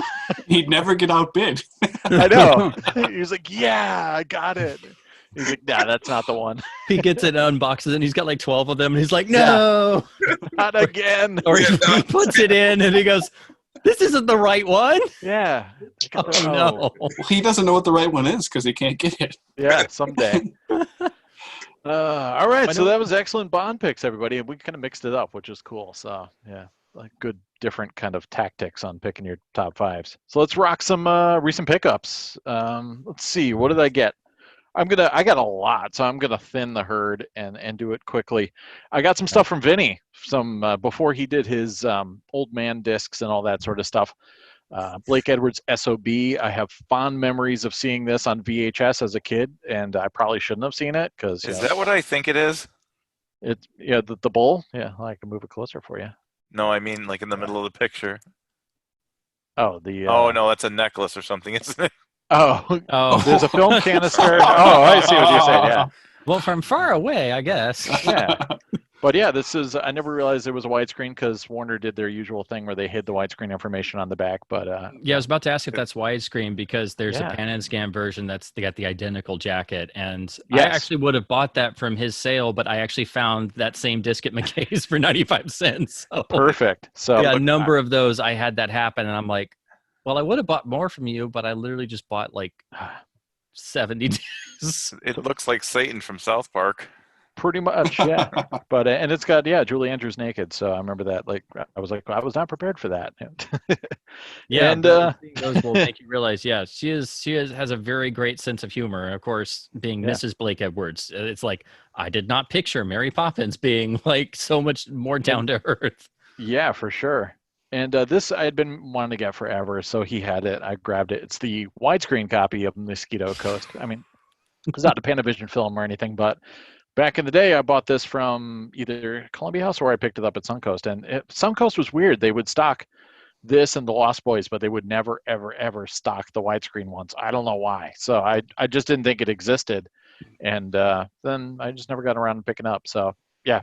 River Phoenix in it, Harrison Ford, so Indy and young Indy together. I also just bought that at McKay's, actually. I should have just gone to McKay's. I told you it was the same thing. I was like, oh crap, it's the widescreen one. Awesome. This I got, even though weirdly this is not widescreen, even though this is a mid-90s, 96 reissue, The Legend of Hell House. But I wanted to get it for the cover. I do have the widescreen DVD that they came out with. I love this cover is so sick. I don't know anything about the movie, but I always drool over the cover. Yeah, so that's a later release, isn't it? Yeah, it came out in '96, so I was really surprised that it wasn't widescreen. But again, it wasn't a Panavision film or anything, but still worth having. But classic. That's how I was. The same thing with me in finding a Man with X-Ray Eyes, which is super late release, and it's not widescreen. But then the DVD came out like 6 months later and is widescreen. So I'm like, what's up? Like, why'd you do that? And then, of course, the double whammy of Flesh for Frankenstein and Blood for Dracula. And I didn't mean to pick these up. Yeah, from Criterion. So Criterion porn. Yeah, Criterion porn indeed. Had to get these. Yeah, I remember hearing about these when I was a kid. Yeah. My dad and his friends were always like, "Oh, Andy Warhol's Dracula," and I was like, "What? What is this?" And then there was one seller selling a bunch of stuff on eBay, and all of us were kind of attacking his wares. And I think every one of us got something from him, maybe, or maybe not Peter. I don't know. Yeah, But I didn't. I wasn't on the attack. What the heck? the cliffhanger. Oh, no. You were trying. No. I did it. It hasn't arrived yet. Oh, okay. Yeah, so I got a Cliffhanger Muse after Peter had loaned me his copy of Cliffhanger Muse that I think he got from Bill. So it's very incestuous. Son of a bitch, you have the sticker too. And it's got the sticker that makes it play even in higher resolution. Damn. I thought the sticker was so it unlocks the disc protection. Oh, and it has the High Vision software stickers. You need both of these for the ultimate. Yeah. Have you guys ever watched the defective collector's version here? It's hilarious. I don't think I have. Yeah, I got to check the that out. screw up, it literally will lock and repeat like the last minute of each side. That CAV looks box? Like, yeah, the first one. Yeah, Pioneer so it's special edition. It's full CAV, so you got to watch it up to like the last minute, stop it, put in the CLV repress, and play like the last minute of that side, stop, switch to the other. But it's hilarious because it just loops the last minute at like herky-jerky speed and it locks into it like a locked groove. Hey, so Sam, real quick on that High Vision Soft. Do you have any idea what that is? I've seen those stickers on a number of my Muse titles. Yeah, the High Vision software. Yeah. Best I can guess is it was some distributor. Yeah, because it even says corporation under it, so it seems like they were the official High Vision they only distributor. ever have stickers on the bags. On the bags, they never have any printed like logos on the jackets, discs, nothing like that. Yeah, and it seems to be on the manufacturer's end because it's not like a store because it's nobody just tack that on afterwards. Yeah, and so there's no rhyme or reason with the manufacturer. I've seen it on Toa discs before. I've seen it on Pioneer discs before. Yeah, so we'll have to do some digging and maybe we can find out a little bit more about the distribution. Who is High Vision Soft? Yeah, man, maybe we can interview somebody. And was anyone left from back in the day? Yeah, we'll track someone down in Japan and interview them. And then of course, that guy was also selling Lawrence of Arabia, but I didn't get that because someone else I know got it. And then I went up to pick up Lawrence of Arabia, the hand-me-down edition from my buddy Bill. This one does not have the beloved Obi sticker or the High Vision software stickers, but I can still deal with it at the lower resolution. Without those. How much did that go for? Thousands of dollars. My buddy Bill, he gave me a pretty good deal on it. It wasn't that bad at all. So, in fact, I think I paid about the same for this and Cliffhanger. So, Spencer, that's not a question you ask Muse collectors. Yeah, we'll deflect. I'm just curious out of sheer curiosity because I'm like, it wasn't $500. It's like far off unobtainable for me, but it's just like, gosh, it's so beautiful, and I'm like, I bet that was a million times more expensive than the 4K box at Columbia Classics. How much are the 4K boxes going for now? Like I think the retail is $199, but it like dropped to like $99, and then like a lot of people were like splitting up titles, so like you could buy individual ones for like $20 or $30, and I'm like, oh gosh, I so should, but I should also wait because I don't have a 4K TV. So what am I doing? And my broker Bill also tacked on a few discs for me on one of his orders. So I drove up and did yet another drive-by, and he came out and dropped some stuff in my trunk, including Society, the Japanese pressing, the killer artwork there. See if we can get my focus. There we go.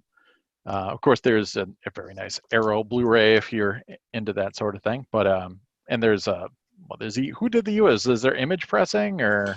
I don't think it's image, but something else. It's cut though. That's all I know. There you go. Yeah, and I love the kind of, it's got this Society like in kind of gold like going all around. It's super classy. Awesome. Yeah. The insert on that one is insane. It's the guy that his head is like a butt. Yes. It's fantastic. It's some butt cheeks and then just a dude's face in the middle. And then Bill threw in a bunch of other stuff. I'll show everything else in like one of my videos upcoming. But of course, he hooked me up with a hand-me-down copy of Hellraiser. So thanks, Bill. Yeah, no doubt. It doesn't have the corner Obi, but I've got the mod, so I can still play it. And the corner Obi like cuts off the logo anyway, so yeah, it's good without.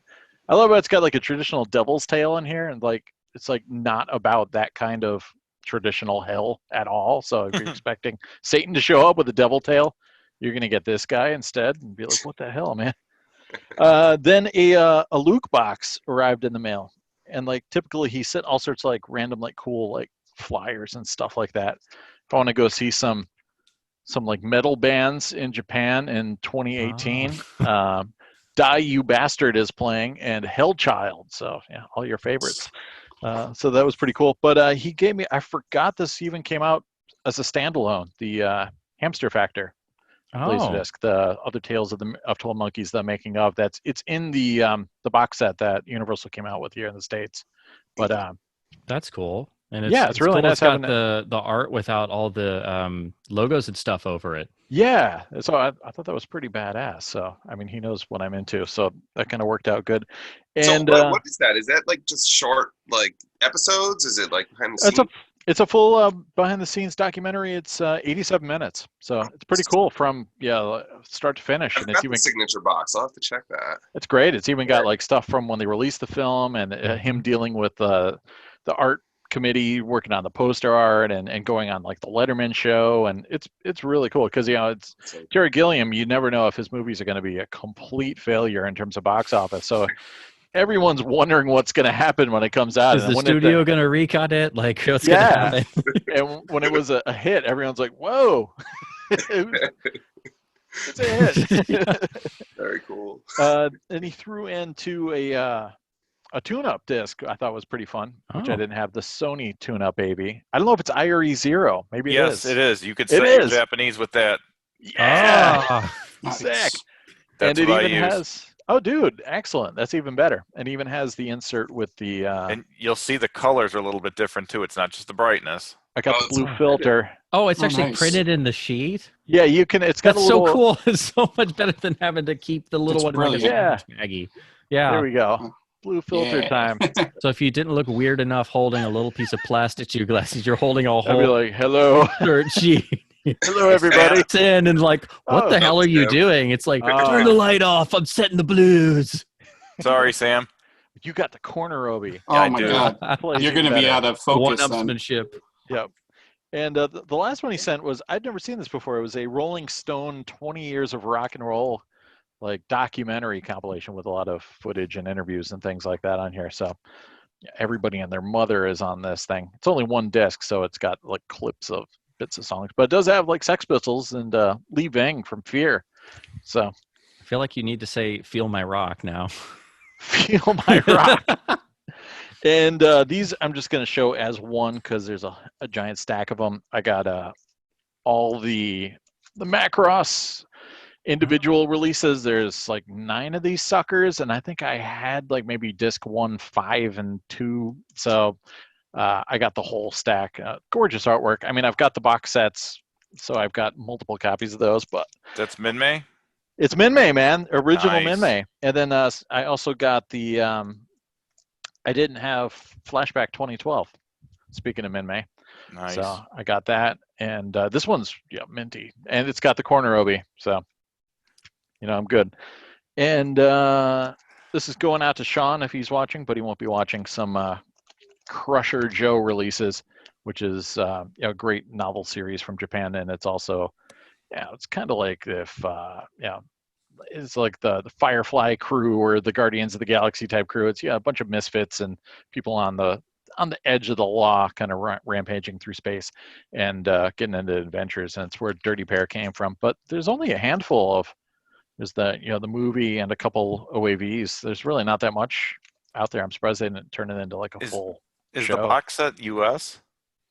There is these are all the Japanese, but there are some US ones too. There's but there is a Japanese Perfect Collection box, I believe. That got it. You got it. Nice. Yeah. And Hold, please. all right. So that might be the one Peter has. What everybody didn't see just now is everyone went off camera to show off their discs. So is that the Perfect Collection one? Yeah. There we go. There's everybody showing it. Yeah. US or is this? Did I beat Peter? No, Peter got you by a hair. I don't remember. Do these have English tracks? I don't think the Japanese one doesn't. No, I had to Genlock that. Genlock. Yeah. And what else? Was that it? I think so. Oh, yeah, there was another Macross 7, which I've never actually watched Macross 7 before, but this is the Encore release. It came out like it's after the show, basically. So I don't know. I'll have to check it out later. So that's it for me. What about you, Brian? I got a few things. I'll probably spread it over a few videos and figure out what I'm going to do with the anime stuff I just got. And, I was showing that to you, Sam, but we won't talk about that. So I'm going to start out with this, and it's a karaoke disc, and it shouldn't be very eventful, but I don't know if the camera's going to pick it up. But it's Roger Moore's poking through. Yeah, it's 2007 release, so this disc is from 2007. Picture's really cool. It spun right up in my S2. Let's see the disc. Show the disc. Yeah, so... Is it got your favorite songs on it? What's on there? No, it's Japanese music. I don't even know. So it comes in a nice little white sleeve. The cloth, yeah. And it's just simple. Huh. Super thin, like a CD. Yeah, it's like disappearing. That's like a 7-inch? 8-inch. 8-inch. Yeah, so the one maybe side... for like a karaoke machine? Yep. But it has video, so I mean... And you can see it's got the printed label side, and that's the actual, like... disc, and the other side is dead. It does not spin up or anything, or at least it didn't in my player. So just really cool. Like one brand of Japanese karaoke locations that still had LDs in 07. Yeah. I mean, they were pressing them for. So I don't know when they stopped, but at least 2007. Are you saying they might make new LDs? Is that what you just said? I think Brian said it. You heard it here. I believe that there's, if you know the guy, he's in Singapore. Oh, the Thailand or Singapore guy, yeah. Singapore guy, yeah. So I read that they did those karaoke discs with CD pressing equipment. It would make sense. It's about the same thickness. So yeah, the Japanese CD singles or LD singles, excuse me, they call them, came out on that size, and those dated all the way back to the 80s. They were just a single disc. That's why you can't play the other side of it, because there's literally no other side. Yeah. And that makes sense why it's so thin. And then they switched over to doing those CD video discs, which are basically very LD-like, but they're in a little like eco pack thing, and they're on the like some are on the database. But yeah, it's like they tried that for a while too. Definitely. And then one more small one. I didn't have one of these, so I had to get it. And it's just a cool little like preview promo disc thing, with trailer right? promo, but just a nice LD single. Because why not? Does that have any Guns N' Roses on it? I don't know. I haven't watched it yet. I don't just think got so. it. It's got guns on it though, so I mean, that's good enough for me. Close Couldn't enough. afford the licensing. Yeah. Yeah. Moving into some little bit different stuff. I got a copy of Werewolf, and this is a super poorly rated werewolf film from the 90s, I believe. I mean, it looks high quality. I mean, look at that. That looks great. It doesn't even have a tagline. I was disappointed about the lack of tagline, but they just ran out of energy. Yeah, it's not often I'm thrown for a loop with something I've never seen before, but every time Ryan pulls something out, I'm like, I have never heard of what this. is this nonsense? This is another stay language. tuned. There must have been just tons of guys getting rich in the 80s just making shit that people would rent at the video stores. Yeah. You've heard of Canon Films. They need the $5,000 budget. If 10 people rent the thing, they're in the black. Yeah. Now they just put stuff at Redbox and Netflix. Hope for the best. It's not quite the same. Yeah. So The Arrival, this just looked cool. Doesn't I look don't like know Charlie if it's good, Sheen. but it's from the director of Puppet Master, so it can't be bad, right? All right. Maybe.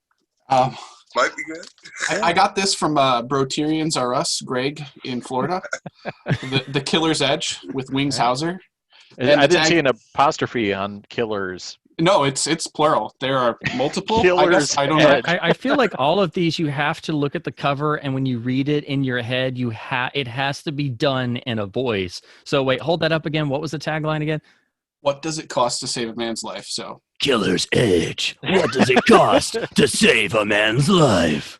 We're just gonna farm that out to you every week, Spencer. Yes. Trust me, when you see the video I'm working on now, I'm halfway done. I'm doing a video on the Hardy Boys case files, and every one of the books, literally, if you ever wondered if there was a book that was Broterian, the cover designs of those, that was for more mature readers in the late 80s. So instead of solving regular mysteries, they're fighting terrorists. They're traveling across the world. page 1 of book 1, Joe's girlfriend gets killed in a car bomb intended for them. So then he has survivor's guilt, and he's only 17, and he's a womanizer. Like, it is, every book is like a Canon Films movie, and it's gritty, but they all have like cheesy, like the titles are very much like Broterian, but they each one has a tagline. Like, it's every single one. So I've been doing these and going through each one, and I was like, I'm just going to do it in a trailer voice. So when I drop that, it's going to be me talking about 100+ books in a trailer voice. Nice. Well, we're going to send you copy every other week now of Ryan's Broterian. Oh, feel free. Yeah. I love the art of the cheesy tagline is a lost art. Absolutely. And I did pick up a small collection. Some guy had posted that he had it in Chicago, and it was right by a store I like to go to. So I only kept 2 things out of like the 50 discs, but and then I'm sending a couple to a few people. But I got the nice making of, and I never see this. But and it's also got movie stunts, which is not on the box set, I guess.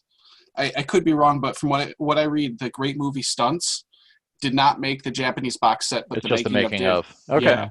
And so none of those are on any later official releases. Like, you got to find them on LD, and I think somebody somewhere found a print of one of them and tried to do a scan. But outside of that, like, those suckers are usually $25 each at least. Right? Yeah, so I could not keep it. I mean, even though it's an ex-library rental, who cares? Yeah. And then I also kept this. It's the widescreen remaster of King of New York, and I've never seen this, but it's Christopher Walken, so it's quite good. That's what Abel Ferrara did right before Bad Lieutenant. And originally, Chris Walken was supposed to be in Bad Lieutenant, but then he dropped out, and it went from being a dark comedy to the Bad Lieutenant we know and love, where it just went way off the deep end. But yeah, it's not quite like the darkness level of Bad Lieutenant. But it's got some amazing Christopher Walken moments. David Caruso is also in it, which automatically gives it that seal of, yes, this is from long ago. And it's also, got some nice, location shooting and stuff. So yeah, it's one of the really good Abel Ferrara pictures for sure. I didn't even know that was remastered in widescreen. Now I want that. I think Arrow said they're going to do it in 4K actually. Nice. I think they're going to do a UHD. Yeah, they've been doing a lot of Abel Ferrara, so that makes sense. Peter's got the widescreen coming from eBay already. Yeah, he's just like stealth fitting. Oh, I'm not. That one doesn't pop up. Like I would love to have that. Yeah, especially anything that says remastered widescreen on LD. You're like, okay, I should get this because I know it's not easy to find. Yep. Absolutely. And then I did get a box from Luke, and this was in it, and it's To Die For. And I looked at LDDB; it didn't say. But when I put it up to spin, it's 2.35, which it says the US one is not that wide. So I don't know what the deal is, or if like the US one's cut down. But this is 2.35 to 1. It was like Super 35 or something. Because now I'm curious. Yeah. So I don't know. I just put on and I got through the intro sequence because I'm like, sometimes you get those intro sequences that are letterboxed and then the rest of the movie's pan and scan. And I have the US one, but it's been a long time since I watched it. And it's a notorious rotter too. So I was like, oh, well, I'll grab the Japanese one and hope that it's widescreen. And sure enough. And then speaking of notorious rotters, this is just a horrible rotter, but this is a Hong Kong pressing. So I'm rolling the dice a little bit, but you can't go wrong with Michael Keaton, even if it's, a cheesy comedy, but it's not bad. Yeah, I've got a rotted copy of the US one. Yeah, exactly. Yeah. I think they're all rotted. So that's why I was like, I'll pick up that. I think mine's DADC Austria. Mine's okay. Oh, I got an Austrian one? Mm-hmm. I love when you see the Austria marks. Yeah. Like, I've got a couple of those where I saw it had the sticker on the back. I was like, whoa. Yes. If you get the shrink and you get the sticker, and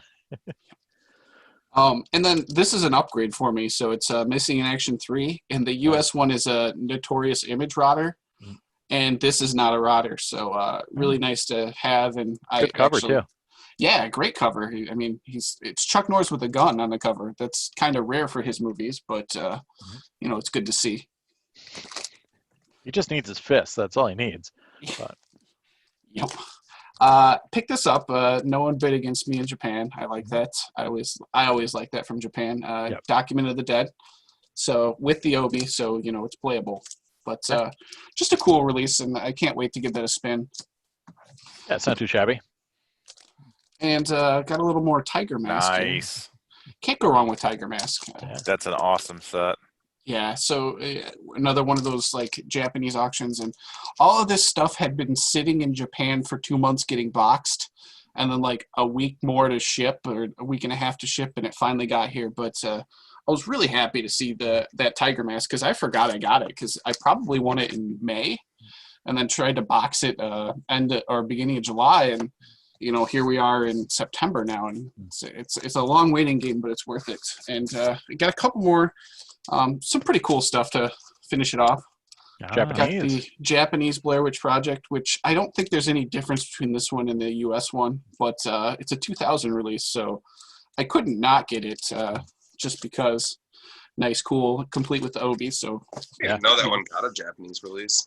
Yeah, you don't see it that often. Cool. Neither did I, because I really wanted another disc in with it.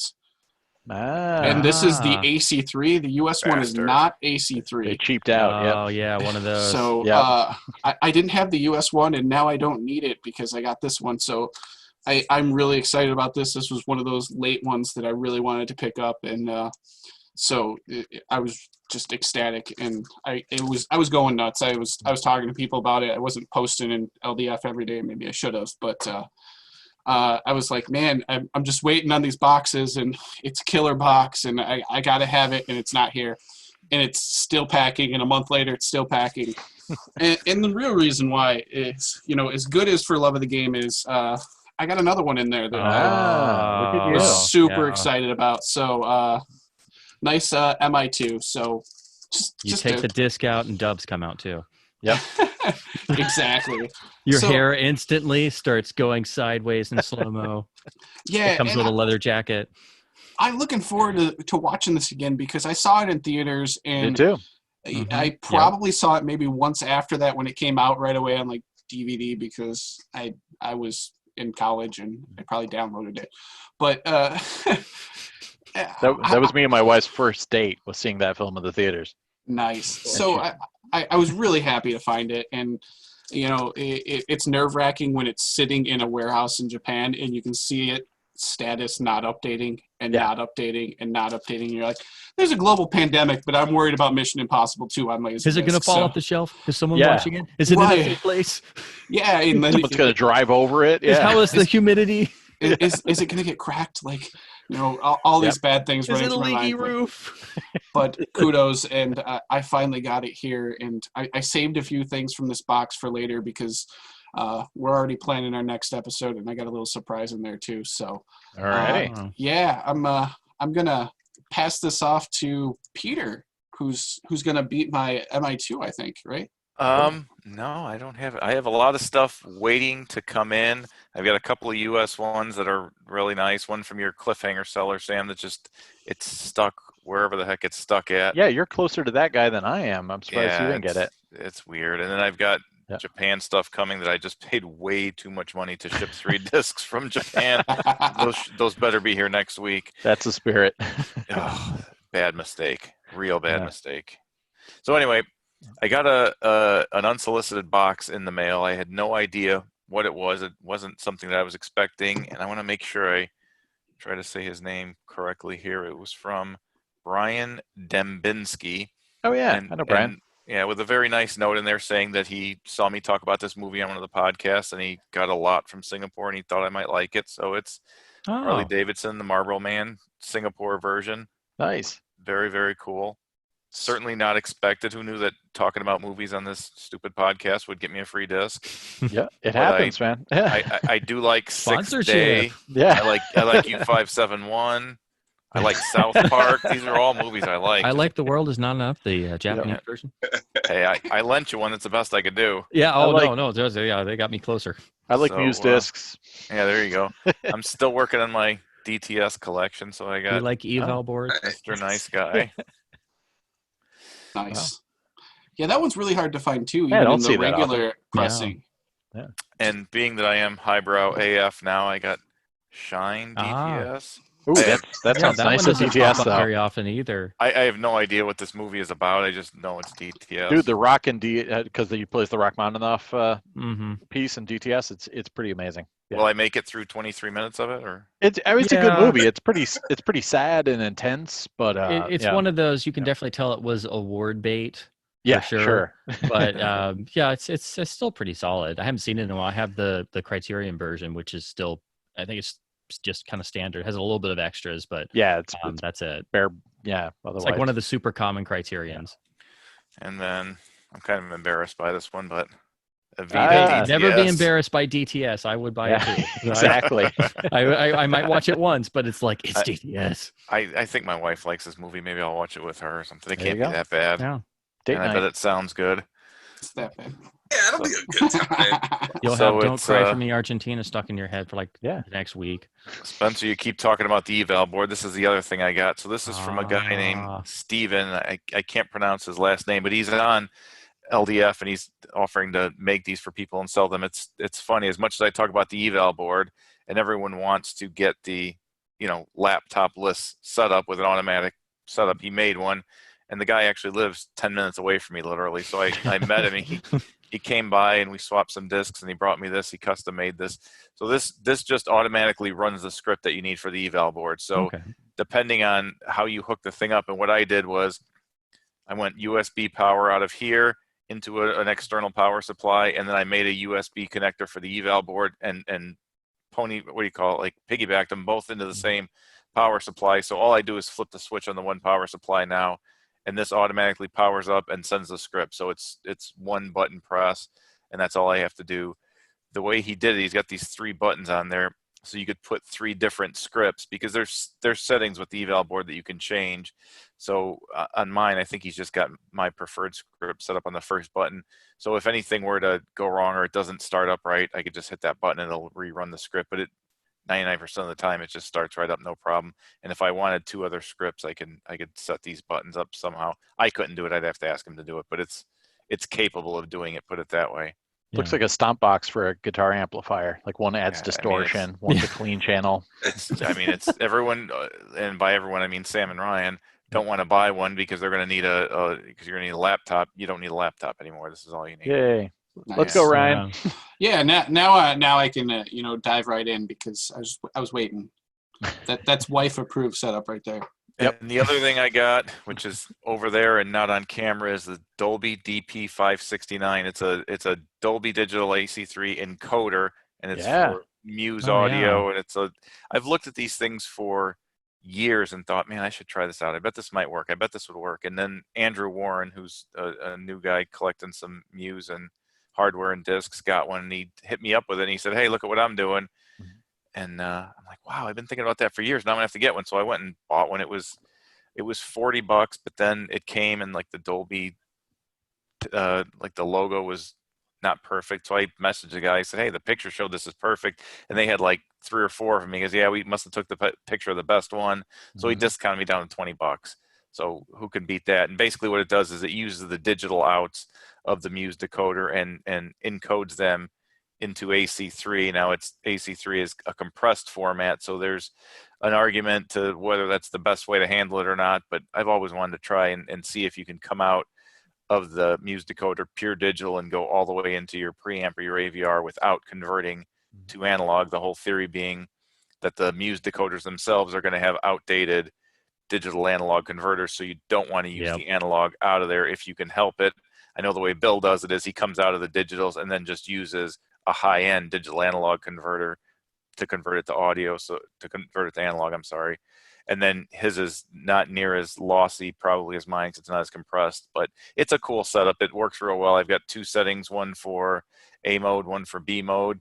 And there's one trick being that the thing doesn't detect, and you can't make it detect, because you have 2 digital outs of the Muse player. The first is front left, front right, and the second one is center and rear surrounds combined. So you can't get it to correctly separate, because it's expecting center and subwoofer on the same digital out. So it's actually looking for a third digital out, which would be the rear surrounds. So basically what I do is just split off the center and the center and I'm getting confused there because it's so confusing. The center and the rear is what you're getting. It's expecting center and sub. So you split out the center and rear. You set the encoder to not look for a sub because there's not actually a sub channel anyway. So it just picks up the center on that one. And then on the split off third output or input, you end up with the center and the right surround, I think it is. And the problem being is your left surround speaker is now the center speaker because it thinks that's so. I put this whole goofy switch on there basically to where the first setting on the switch is normal and the second one mirrors the right one because Muse, and this is getting way too technical, but Muse surrounds are not discrete. They're both the same channel. Just so like all I'm Logic, doing is, all I'm doing is turning the right channel and the left channel, and it ends up working. It ends up completely digital from the decoder all the way to my preamp, but it does compress it down to AC3, and I think it's 640 kilobits is what this thing, the maximum it can do. So it actually sends it over AC3? Yeah, it's an encoder, so it takes those digital outs, it encodes them into AC3 and sends them out. It was doing Dolby Matrix for some reason. No, it's AC. Well, here, so B mode, which is 1 channel, comes out Dolby Digital with a sub channel, everything ready to go. Right. And the AVR, the preamp, just sees it as Dolby Digital, period. B mode still comes out as just left and right with a sub channel added, and it sees that as Dolby Digital, but you're also able to hit it. So you could do, it's like Dolby Digital plus Dolby Pro Logic. So it takes the Dolby Digital 2 channels and matrixes them all around. Just like on DVD, when you add the Dolby Digital 2 channel, you can apply Pro Logic to that. Yeah. Exactly. Yeah. So it does everything it should do. It works perfectly. It's pure digital, which is what we've always wanted to try to get to, but it's compressed. So I know we were talking about an LDF, and I don't have the ears to. Well, 640 is higher than DVD, and that's how a lot of early Blu-rays are. It's also, that's like the core track in True HD is 640, so that's still, getting pretty close to. Yeah, but the digital tracks are coming out of the Muse decoder at like 1.3 or 1.4.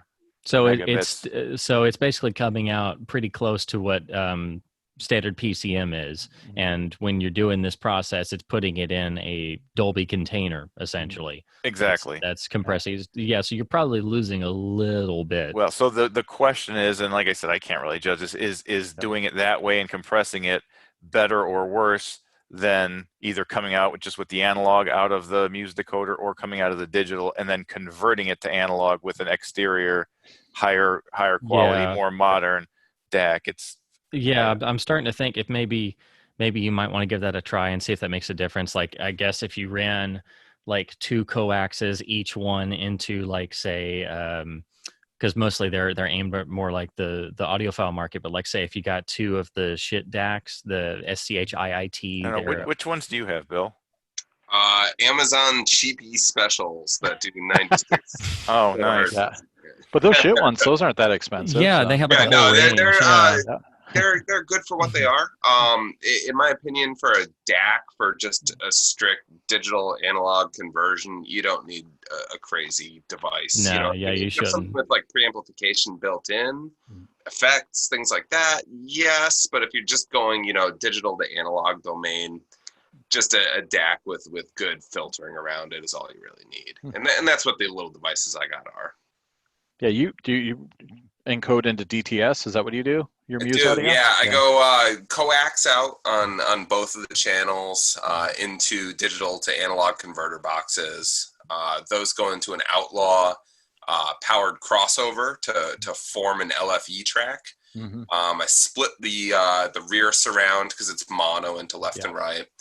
And all 6 of those channels then feed, it's, a fake LFE and doubled up mono rear, but all of those feed a Creative Labs DTS 610, they call it, DTS-610. Yep. It's a DTS encoder. It's one of the only consumer devices that actually encodes DTS on the fly. It does introduce about a 15 millisecond frame lag, but you can offset that real easily with most modern AVRs. Nice. So the result's good. The result's really good. It's not even an argument. It's just a curiosity of keeping it in the digital domain and compressing it is better than the Bill setup. And I know, who is it, Bill? Is it Robert, or who's the the guy that we were talking to that he does what you're doing, but I think he's got some really expensive DACs. I don't know if that even makes a difference. Robert's doing that. Yep. Yeah. So there's a million ways to skin the Skin Muse the Muse audio cat. cat. Yeah. And we were talking about the SP99D earlier. What that does is that takes the in addition to 2 digital outs, the Muse decoders have 4 analog outs, which is left, right, front, center, and then 1 rear channel, which gets split off the 2. So the SP99D takes those 4 analogs and creates 5.1. It duplicates the rear channels for you. It creates a sub channel. It does all that, but it's all analog. So I guess theoretically, if you came out of the digitals out of the Muse decoder and had a high quality DAC and then fed that SP99D, maybe that would even be a good way. But what I'm doing works. It's a cool $20 thing that I got. So that's worth messing with. Yeah, absolutely. So that's the end of my new arrivals. I actually had some more since the last podcast, but I put them away. I couldn't even figure out which ones were which. I got a bunch of criterions from Steve, the guy that got me this, and I traded some of the stuff I had from the Ohio a lot. But that's all I've got to say for now. So we'll go on to Bill. Bill. All right. I don't know. I boiled these down to some random pickups. I got a whole bunch of stuff. It's been a bit since I've been on the podcast, and oh gosh, I'm losing track of all the titles that came in. But I grabbed my favorite ones that came in. So right off the rip, this was a local pickup. Now, I've got a buddy of mine. He goes to all the same thrift stores I go to, and he doesn't collect LaserDisc. He doesn't care about LaserDiscs at all, but he knows I do. And every time I'm there, knows no LaserDiscs to be found. Every time he goes, he's like, "Oh man, I found this stack of 50." Yes. So he does me a solid and picks up the good ones. Well, he did a real good job here. This is the corrected Fifth Element version. Yep. No splits on it whatsoever. Nice. It's just a jacket. I was testing it out. But yeah, I've never seen one like this clean. No corner jams or anything. You can't beat that for $1. That was $1 pickup. Really happy to have that. The next couple are Obi upgrades. I already had both of these, but they were missing the Obis. 2 of my favorite movies. This is like Broterian plus right here. This is without a doubt the best ninja movie ever. Is that Odd Job? Sho Kosugi. Yeah, if you guys have not seen it, it's a Canon jammer. It is off the hook. Absolutely off the hook. It's a Japanese-only LaserDisc. Really, really, really difficult to find. Probably the only one that's more difficult to find is the sequel right here. Ninja 3. Domination. Yeah, Ninja 3, The Domination. I also have Enter the Ninja. I've had that for a while with the Obi. Both of these were to replace non-Obi copies that I had. Just going for the completion sake. This is probably my favorite, just cheesy 80 action series. Part 3 doesn't disappoint either. It's a real fun one. Yeah, I got this one in from Ryan. I also spun it kind of recently. Yeah, The Return, Universal Soldier. Great picture quality on this one. How's the film quality? Is Dolph in that one? No, he's not. He's not. Just Van Damme. But we've got Van Damme, and he's like only slightly graying and kind of slow, But it's The Return. He's supposed to be a little more aged, right? A little more aged and weathered. Seasoned. Yeah, there you go. Yeah. Exactly. I picked this one up for pretty cheap, actually. I was happy about that. Cause this is a nice, nice Nate release. It's actually, I'm not happy about this. Uh-oh. There were some gaudy stickers from a rental on there. Rental stickers. I hate those. I blew it, guys. I blew it big time. Bummer. Throw it away. Yep. Try again. Go right in the trash. That's that. I picked that up. That's going to be fun. I haven't seen Disturbing Behavior in a real long time. Yeah, it's a guilty pleasure of mine. I've never heard of this, but it looks amazing. It's amazing. By amazing, you mean horrible. It's like tagline. Here, let me get this. The future is now in this full-speed futuristic epic that rivals the ripping power of Mad Max and the Road Warrior. Yep. Oh, I'm sure it rivals them. Yeah. Oh, it's ridiculous. It's well worth it. If it was post Thunderdome, they would have worked that in too. Oh yeah. yeah. They're working movies they're ripping off right into the tagline. I like it. Yeah, it's got to be good. Spencer would totally watch that 10 times. Yep. Yeah. Yeah, why not? You know. You gotta study all of it. Oh yeah, you know. Practical effects. You know. This one for a while. I'm a huge fan of horror anthologies, and this one always slips away. Finally got a copy of it. It's in nice condition too. I've never seen that. Didn't watch it yet. Yeah, it's 4 stories. It's supposed to be pretty good. I'll report back soon. All right. I expect your book report or video report. Got it. We got a nice 3-pack here. I can't hold 3 at once. We'll just do it one at a time. Yeah. From Peter. Thanks, Peter, again. Maiden hand-me-downs. Darlington, some .com. maidens. I'll gladly take hand-me-down maidens any day of the week. 12 Wasted Years. Can't wait to check this one out. I'm a huge Maiden fan. Great stuff. Some Raising Hell. That one's weird. It's a trip. It's super corny.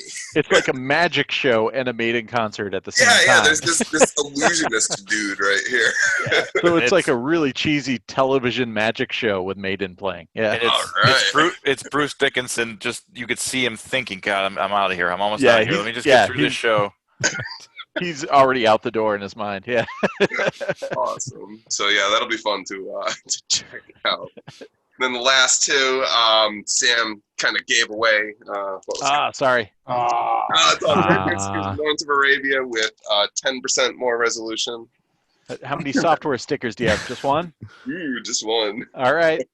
That'll work. Yeah, that only gives you a 5% resolution boost. You need like 5 of them to get the full effect. Hey, Spencer, in my house, they call that disc bedtime. Oh, as in like you watch it every night and everybody goes away happy, or let's say that, or they pass out in 5 minutes. That movie rules, man. That does. Come on, that's a good one. That's the life changer one. That's the. It's Steven Spielberg's best movie of all time.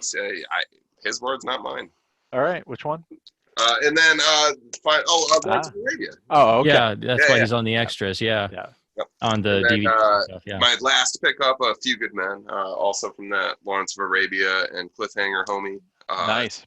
Yeah, some random guy in New Mexico. Shout out to random guy in New Mexico. Thanks, random guy. And you and I made that disc cost about 20% more than it should. Me and Peter were bidding against each other. It's like there are 3 other bidders. I wonder who these are. Yeah. Sorry, I steered Peter, clear of those because I knew Bill was gunning for him. And I officially only need 4 more Muse titles to be movie complete. Wow, nice. Wow, that's awesome. And Spencer, those do cost every bit as much as you imagine. I figured as much. Yeah, like I got my standard LD copy for like 50 cents on Few Good Men. Like I'm okay. I mean the 4 that he has left. Oh, the ones he's getting. Oh, Laser Cat appearance. Yeah. Yep. Look out behind you. Laser Cat times 2. It'd be funny if somebody sees us talking about these titles and they'd be like, "Oh, they're talking about the new 4K releases." Yeah. No, they wandered into the wrong place. No. And that's all I got for pickups. So I don't know, nice. Spencer. Let's see about this haul that you've been. Oh gosh, I've got so many. I'll just have to. Yeah, what do you got in McKay's? Oh gosh, it's massive. All right. So this is McKay's in Nashville. For those of you who are in Nashville, the secret's out now. The honey hole. I think it's trailed. Oh gosh, Ron was going in there. He still goes in there looking for more, and we both think it's kind of trailed off. But there's still like a whole, taller that you can literally just walk up to. It's just like 4 or 5 cubby holes just stuffed. So they price Criterion's at like a straight $5.95, and so that's still cheap for a Criterion, but they rarely have them. They're usually kind of beat up. But this one, I was like, if this is the first pressing, they knew I was coming. I've been trying to get this forever. Finally got the Doctor Strangelove. Nice. This is the first pressing that has the early script drafts, the Terry Southern script drafts that were removed at Kubrick's or somebody's request. So you have to track down this first pressing. You have to look at the mint marks on the second disc. So I was literally in the store going, "Wait, is this one?" And I slid it out, and I'm like looking, and it's like right up there at the front next to the cash registers. I'm like, I'm not crazy. Don't stare at me. Yeah. But yeah, I am obsessed with this film. This is another one of the great, iconic, life-changing films. This is one of those films I saw at a really young age, and it just absolutely blew my mind. beautiful Great package. gatefold. Yeah. Yeah, and I'm pretty sure Sony reused this for their widescreen version, which I've had for a while. So I've just been waiting to find a good cheap copy and trying to ask sellers on eBay if they have a first printing, and to look at the mint marks is easier said than done. So then they'll raise the price on you. Get this. Yeah, that too. Like, is it valuable? Yeah, and of course this has the alternating ratios. This is where that got started. Kubrick liked having this at alternating ratios back for 4:3 CRTs of the day, but it's really, if you see it theatrically, it's 1:6:6, and that's how it is on Blu-ray and 4K and stuff. But it's cool to have this version finally, and have the I'm really excited to check this out, compare it to the Columbia disc I've had for a while. Just very happy to finally find this, and still the Columbia far less than what it goes for normally. Those are nice. Nice. That as well. So how do I know if I have the good one? Pick the mint marks. It's on the second disc. You got to look for it. The info is on the database. Like if you look this up, like it's literally got a blurb somebody was nice enough to write out. Look for the disc to have this marking, and then you've got the first printing. Otherwise, it's the second one, and it's the same except for it just has some stills of an early script draft. So that's what got removed. It's just that little bit of the extra, but everything else I believe is on the second printing. But yeah, very, very happy to find this. Yeah, good score for the price too. Yeah, and that was $5.95. They do 95 instead of 99. I don't know why.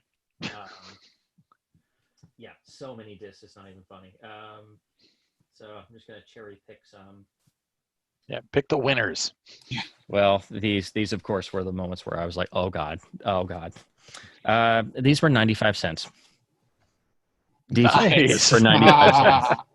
I was like, I rewatch this every once in a while. Of course, I'm an enormous Leone nerd, and I love Yojimbo. So this obviously is a distant third, but it's an interesting film. I do like Walter Hill very much. Good cast. Yeah, I mean it's Bruce Willis depression era setting, two gunning it, DTS mix, and it has Chris Walken. It's like. That mix is really powerful. Yeah, that's the thing. I last watched this on, I think it was on Blu-ray, and that sound, I was like, wow, I forgot. This is like one of those they always had at the video store when I was growing up, and they always ran the trailer for it. And I was like, yeah, that's a DTS title. So I've had every DTS disc on my wish list always. So it doesn't even matter if it's Evita or Mimic or something. It's like if I found the DTS version, I would just buy it. So it was whoa. And they had this price because they obviously didn't realize, because they just throw a sticker on it. And I'm like, except now I think they've kind of figured out some, which is unfortunate. But of course, Ron beat me to a number of discs. He bought so many, he saved me from myself because he spent I think $200 or $300 on discs. He walked in one day, got almost all the original series Star Treks except for 3 at 95 cents each, which those things are usually $15 each. All the Flash Gordon box sets, everything, and I'm just like, oh god. And then he found the DTS Crimson Tide, and I was like, I'm so jealous. And then I went in, found Last Man Standing, then found Con Air. Dude, nice. And I was like, I started to pull it out, and I'm like, oh, it's just gonna be the standard one. Well, I don't have the standard. Oh god, it's got the. Oh no way. So yeah, this is one of those. Same as the standard one, I'm pretty sure. It looks like the jacket's identical, but you do not find the DTS version for sure. I still need that one for 95 cents. So it's that's amazing. Anything. And of course, that was not all. This was the one I couldn't believe, and I actually posted a picture on the group because I was like, "What?" I've tried to find this for years and not pay $80 like it goes for normally. This is one of those that Disclord always talked about. It's supposed to have better picture quality, better audio quality because they use a different master. So he always said this didn't have the DNR and edge enhancement of the standard version. So I'm super excited to finally check out True Lies in DTS. Awesome. This was 95 cents. Great. Man. I was stunned. I was like, wow. And of course, not on Blu-ray. The DVD is actually just a port of the AC3 LD and is also non-anamorphic. So I was just this was what? So they now put discs out at $2.95. So I think they're catching on, but still. That's a ridiculous deal. Yeah. Yeah. So now I am 3 steps closer on DTS. Still don't have things like the diehards or anything, but I am 3 steps closer. Just when I think I'll never find another one of these, I'm like, what? Yeah, that's awesome. Of course, same jacket, Also has the gatefold. No insert about AC3, of course, but yeah, super excited to check this out. Does it still have the Omega Sector label on what side 4 or whatever? That's a good question. So, yeah. Let me see. I love that. Yeah. No, it does not. Oh, wow. Okay. Yeah, but it is red like a lot of DTS discs. Yeah, that's a different label altogether. Yeah. Yeah, I guess they dropped that because this was, of course, pressed in, see. Probably Kure. This actually has a copyright of 98 on it. Yeah, on so the label. Yeah, so versus this is 95 for the AC3. Yeah, so this is much later in the game. So yeah. Would have been cool though, because I love that Omega Sector label. Yeah. I hadn't thought of that. Well, you got to get both then. Oh no! And the pan and scan. Yeah. And the pan and scan, yeah. Director's pan and scan. Yeah. Cue the post asking. So what is it with this God. James Cameron pan and scan thing? We don't need another one of those posts. Yeah, I have the standard AC3 one, and it's still a great disc, even though you can nice tell disc, there's like a little smoothing going on in the picture transfer. Peter's got the pan and scan. Lucky. I only have the pan and scan for Titanic, and I really don't like Titanic. I know, Sam, aren't you a big Titanic defender? Yeah, don't get me started again. Okay. We did this last episode. Okay, I was going to hold myself back. Yeah, I haven't seen it in a long while all the way through, and I have the Letterbox one, and I have the pan and scan one, so I'm like, well, if I'm going to do it, I'll do it on LD. There you go. So I will give it a revisit. So many discs I picked up for 95 cents. I went like 2 or 3 times. Ron's been like, I think 15 times. Like every day. Yeah. He drives by and I'm like, it's on the other side of town. I wish I could hit it up more often. I did pick this up. This is a pretty late release. Does not pop up very often. I mean, it's 95, but again, not very common to find the triple feature United Artists Western set of Bronson titles. Oh, damn. Yes. This is a nice set. I think I've seen 2 of these, but it's been a long while. They're all letterboxed. It's a nice little collection. Again, you don't see these very often, and they price these at, so this whole thing was $2.95. So Sweet. Like, dang, and the corners are still good. Yeah, those things usually get splayed pretty quickly. Yeah. So who's the guy that died or what happened? Somebody just give up on their collection and drop it all? I'm thinking so, because they had Ron bought a bunch of stuff, but then I walk in and I'm like, oh my God, these are like a handful of like the really great 50s historical epics. And they had the Robe, Demetrius and the Gladiators, just so much stuff. And I'm just like drooling. Like, this one is not common at all. This is one of the more underrated ones. They had the widescreen of the Egyptian. This is the Mike Curtiz directed historical epic. This is the one Twilight Time put out the restoration. It went out of print in like 5 minutes. I'm kicking myself I didn't get it. But yeah, this is not a common LD. This is the widescreen one. Oh gosh, so many discs like this I picked up for less than $1. Rest in peace, Twilight Time. Yeah. Oh gosh. Yeah. Didn't they get bought out, or did they not find a buyer? Maybe they did get bought out. Hamilton Books actually got a lot of the leftovers from the sale. I just saw that, and now I'm like, and I'm like, I should get some. And then like by the time I found it, like 75% of them were sold out. Yeah. I guess I'll do 2 more really quick. All right, do it. I've done a video on half of them so far, and I haven't even gotten to the ones I got a handful from Vincent's thing. So we'll jump to late release territory. So yeah, this 97 film, 98 disc. Definitely, you don't find this in a dollar bin. So I found 7 Years in Tibet in a dollar bin. So anytime I find a late release, I just grab it because I'm just curious about the transfer. I saw this growing up. I think we rented it. I don't remember a whole lot about it, but it's a really nice jacket. I don't know. I think some people say this may have some rot. I'm not. I was going to say, is that DADC or? It's DADC. I think so. Yeah. But again, it was 95 cents. I would just check it out. Yeah. And it's actually in good shape because it's not a gatefold. So it's I'm surprised the corners aren't shot. Yeah. Was there an Amazing Panda adventure there? I wish. No, and if there had been, it would have been $6 because they price at $5.95. If it's Disney, it's like $5 or $6.95 automatically, and that drives Ron crazy. And I'm like, well, I guess they expect people to buy it and frame it. It's like, and if it's a box set, it's more. If it's Criterion, it's $5.95. Anything else, it's like 95 cents, $1.95, maybe $2.95. The most I paid for something was $2.95 for the Bronson set, and I splurged a little and got the Strangelove, and I splurged and got I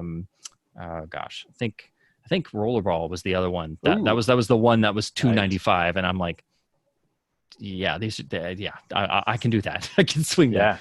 This is another late release I picked up, and I haven't seen this in ages, but they had Bulworth for 95 cents. This one is definitely super late release territory. I think this one came out, it came out in 99. Yeah, I was just talking, Mark Rivera wanted a copy of that. We were just talking about that today. I think he found one on eBay that he probably got it for a little bit more. 98 production, 99 release.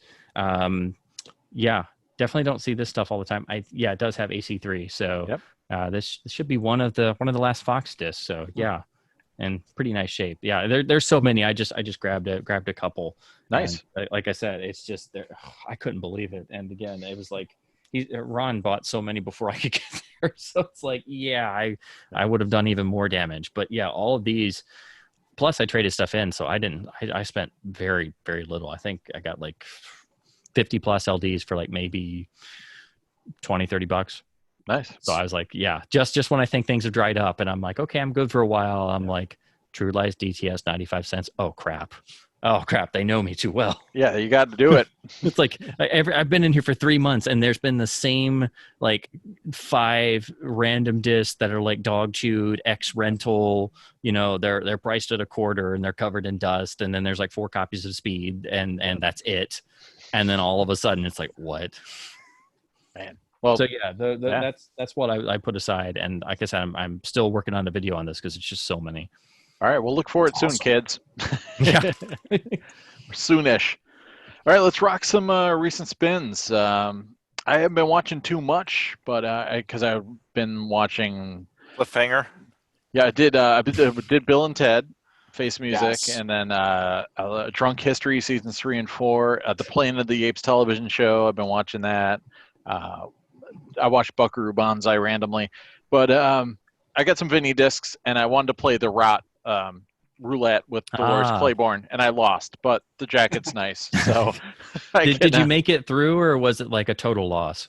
I just did a sampling of side 3 after. Yeah, I watched pretty much most of side 1 and 2, and then I'm like, I'll just put on side 3 and see if it's rotted. And I'm like, damn it, it's rotted too. So well, you could frame that one. I think Warner Archive put a Blu-ray out, so you can always get that. But I got fond memories. Another copy and see if it's a good side.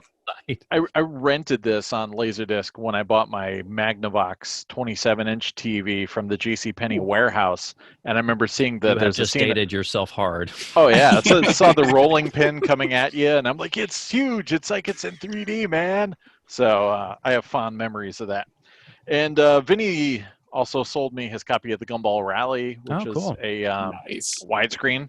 And I saw this in the theater. It was a reissue. I don't know how many times they dropped this in theaters again in the 70s, but my mom was a big Michael Sarrazin fan, so I think she was just like going to like Google or goggle at him and just drag me along for the fun. But so I got that, and then somebody was spinning this on the LDF, so I had to fire it up because it'd been a little bit. Oh, my Obi fell off. The Metallica 1.5 Years of the Life box.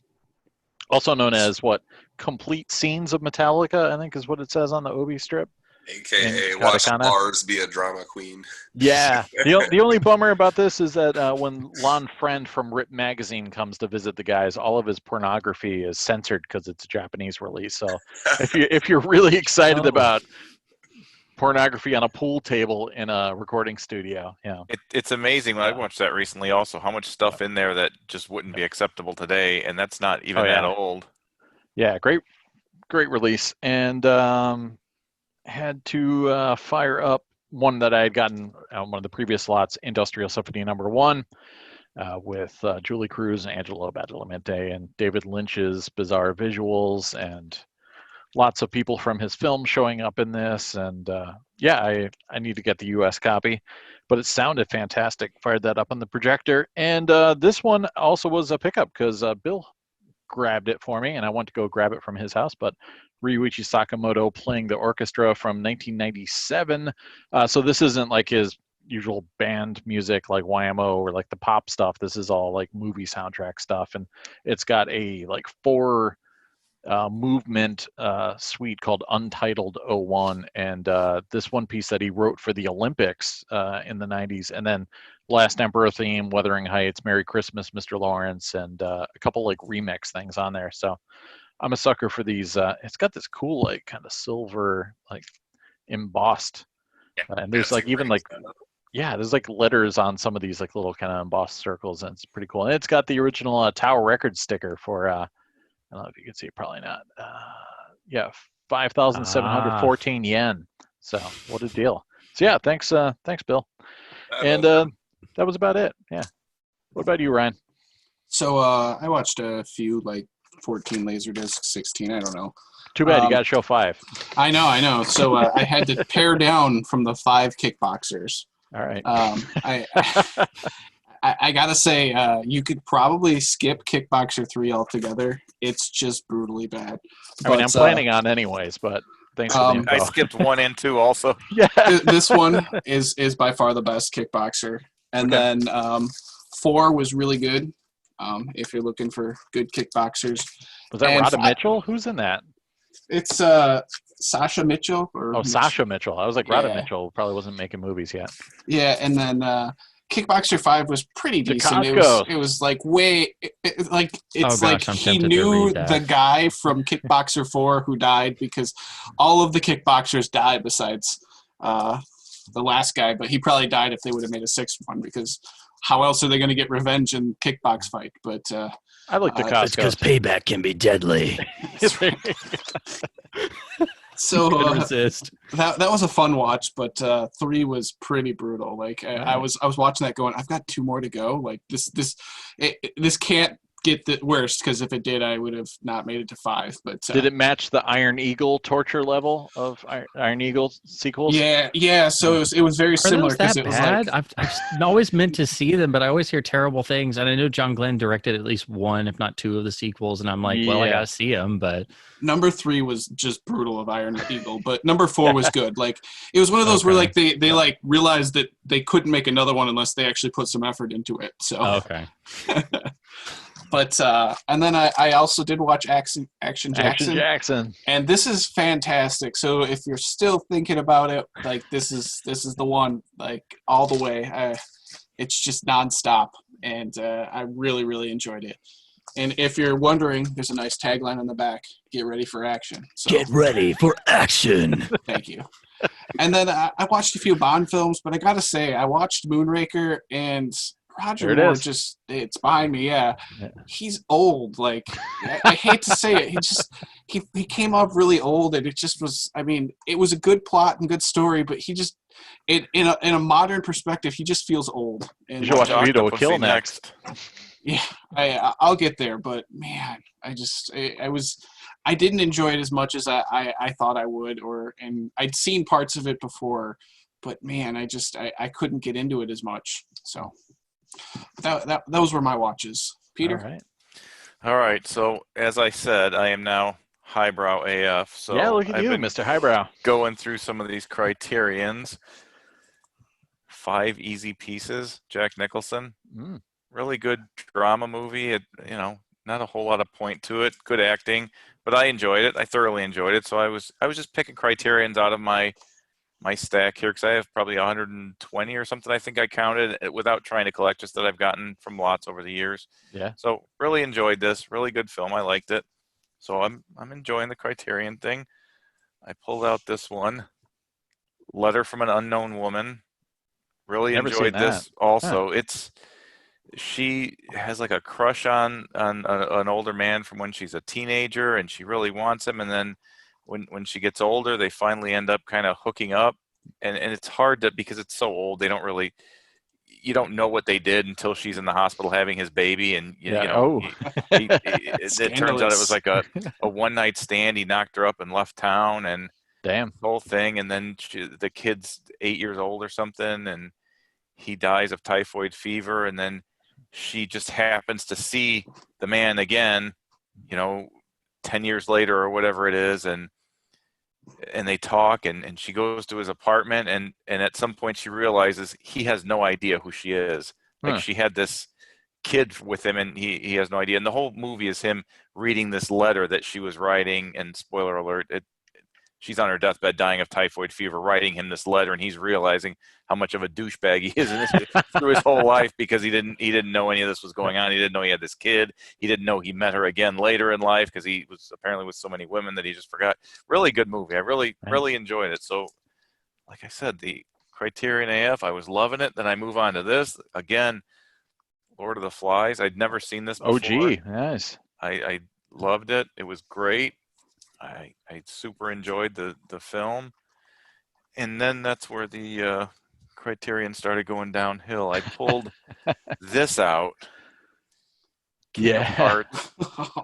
I got through 23 minutes, and I literally, and I don't normally do this. I shut it off. I'm like, this is horrible. It's subtitles, which are fine, but it's this comedy, Germans and French. I guess World War I. There's a little scene where there's Adolf Hitler, and it's horrible. It's just brutal. Seth liked it, I think, right? So you can send it to him. I think I offended him. Well, I can't because I'm going to be Criterion Complete. Oh yeah, good call. So I'm you sure don't have to watch them though. I'm sure there's not many of these in there. Hopefully. Yeah. But this I didn't like it, so I haven't watched another Criterion since then. But I do have one more, and this unfortunately didn't make it to the Broterian special. American Angels. Ah, yeah. Baptized in Blood. This is awesome. It's just an awesome movie. They kind of toe the line between where they portray wrestling as kind of real, like they're really competing in there, but then they're showing them being trained and showing them how to fall. So it's really kind of strange, and it's got some storyline, and I actually like it, but it is borderline just showing off girls in skimpy outfits. Sure. Very, very cool disc. Baptized in Blood, or Baptism of Blood. Nice. That one's coming out on Criterion Blu-ray. It's been announced, I believe. Later this year, right? I'm hoping Vinegar Syndrome takes it on. There you go. And there's actually her. I remember her. She's an actual female wrestler from when I was young. So was she from Glow or? No. She was a legitimate, she was a legitimate real athlete. Yeah. She was a legitimate athlete. She wasn't just to be shown off. But that's what I had. So Bill, go ahead. Nice. All right. Let's see where we're gonna start. Yeah, I'll just do them in order. They're sitting here. Faculty. Faculty recently. All right. I love this movie. I don't know what it is about it. I don't know. Maybe it's Elijah Wood. Maybe it's Robert Rodriguez.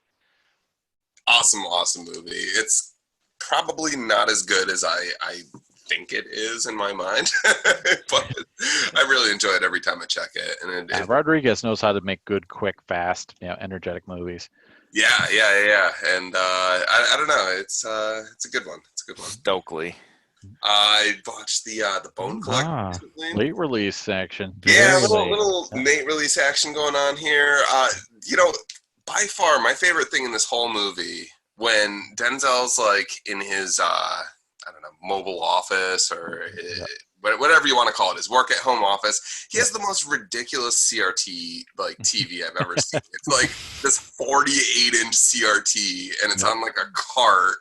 What's her name is standing next to it? Angelina Jolie's standing next to it. The damn thing's as big as her torso. It's the most ridiculous tube TV I've ever seen. Movie's pretty good too, but it's worth watching just for that. How's the transfer? There's a lot of really dark, looking for evidence scenes and stuff like that. Awesome. It's awesome. Yeah. But I mean, then again, I have the Eval. That's what I was gonna say. Do you see that hardware behind him, Sam? Yeah. They all look good. Practically everything should look good on that setup. Yeah, it does. We did a little Empire Records over here. Someday I'm gonna watch that movie. It's a good one. I like it. The soundtrack, it's a little, but the movie itself is good. Funny story about this one. It took me forever to find this because I realized maybe 6 months into the search, I had Tower Records LaserDisc. Saved as my search criteria, not Empire. Oh, snap. Yeah, that'll limit your results. Yeah, so I'm looking the whole time for the wrong damn. Why am I getting all these old promo posters for Tower Records? I don't get it. I finally found a reasonable priced copy of that one. Nice. Another late release. This movie, yes. Oh my goodness. Choice. This is my first time seeing this actually. For my money, I know Vincent wouldn't agree with me. That's the last great Scorsese movie for me. I adore that movie. It's so good. I hope it comes to Blu-ray sometime. Everything about it was awesome. Ving Rhames is great in it. John Goodman's great in it. Soundtrack is phenomenal. Well, I like the soundtrack. I mean, REM and. I mean, it's got my, you know, Thingies. Kenneth, it may be my favorite song of all time. I'm a huge REM nerd, so it's like Yeah, there you Scorsese taking a track from Monster and Okay. putting it in this movie with Nick Cage. That's like a spiritual Taxi Driver sequel. It's like Yeah. 15 layers of awesome for me. Yeah, this movie kicks major ass. I really enjoyed it. That one, it doesn't have AC3 though, does it? That's one The of those. Japanese one does, right? Yeah, I think so. This one was Dolby only, I think. Yep. Just toss it now. Paramount Yeah, was Dolby- cheaping Well, out. yeah, if you pick up the DVD, which is like a 99 center, it's got AC3. So if you wanted an AC3, you can just get the DVD for 99 cents. Or get the Japanese one, I guess. Yeah, exactly. It's like the last LaserDisc thing, that's I'd love to have one of those. You have Sleepy Hollow too? No, I still need it. All right. One day. Yep. That's like the LD double feature to end all double features. Yeah, exactly. Everybody else has no idea why you're pairing them together. Yep. I saw Sleepy Hollow in the theaters. I didn't see Bringing Out the Dead in the theaters, though. Yeah, I saw it for the first time on DVD. Same, yeah. And, Sadly. Oh, that would be great in a theater, I think. Yeah. Yeah, I think so. I don't even remember it coming through. Like, I don't remember trailers for it. I don't remember seeing it, like... Just I kinda saw the trailer in the disappeared. theater, but that was it. I was definitely, like, an avid moviegoer when it did come out, but, I don't recollect anything of it. But, anyway, the last one that we spun was some good old summertime Japanese. action, reminiscing about what, the beaches are like and stuff, because... I remember those. Haven't gone to the beach at all this summer. Yep. But the signature collection, I got this for like, I don't know, like $5 in Japan. Like, they don't care about the special collections in Japan. Like we do the signature collections in the United States. It's the same box. Features? Yeah, it's got all the features. Like it's the 3-disc set, 6 sides. Does it have the book and soundtrack too? Oh yeah. Oh no soundtrack, but it's got okay. Oh well, that's cool. Yeah, because the book's great. Most people have never read it. It's very different. Yeah. And then of course that documentary is incredible. Yeah, got to watch the doc. Yeah. Yep. So great transfer on that one. Looked and sounded awesome, and who doesn't love Jaws? Yeah. Yeah. So I don't know. What have you been up to, Spencer? Well, actually, it's kind of funny you bring up Jaws because I'm trying to get through every unwatched disc in my collection. So like every chance I get, I chip away at either. I've been going chronologically mostly, but I got the urge to grab some box sets too. So I started going through some of those, and I pulled this off the shelf. I'd seen some of these before, but not all of them. So I watched through the first volume of the United Artists Sci-Fi Matinee set. Nice. They did 2 of these. The second one's a lot rarer, but they took 4 of. Well, only one of these I would say is kind of well known, but all of them are well regarded. But these are all films made on rather small budgets, all black and white, all 50s sci-fi.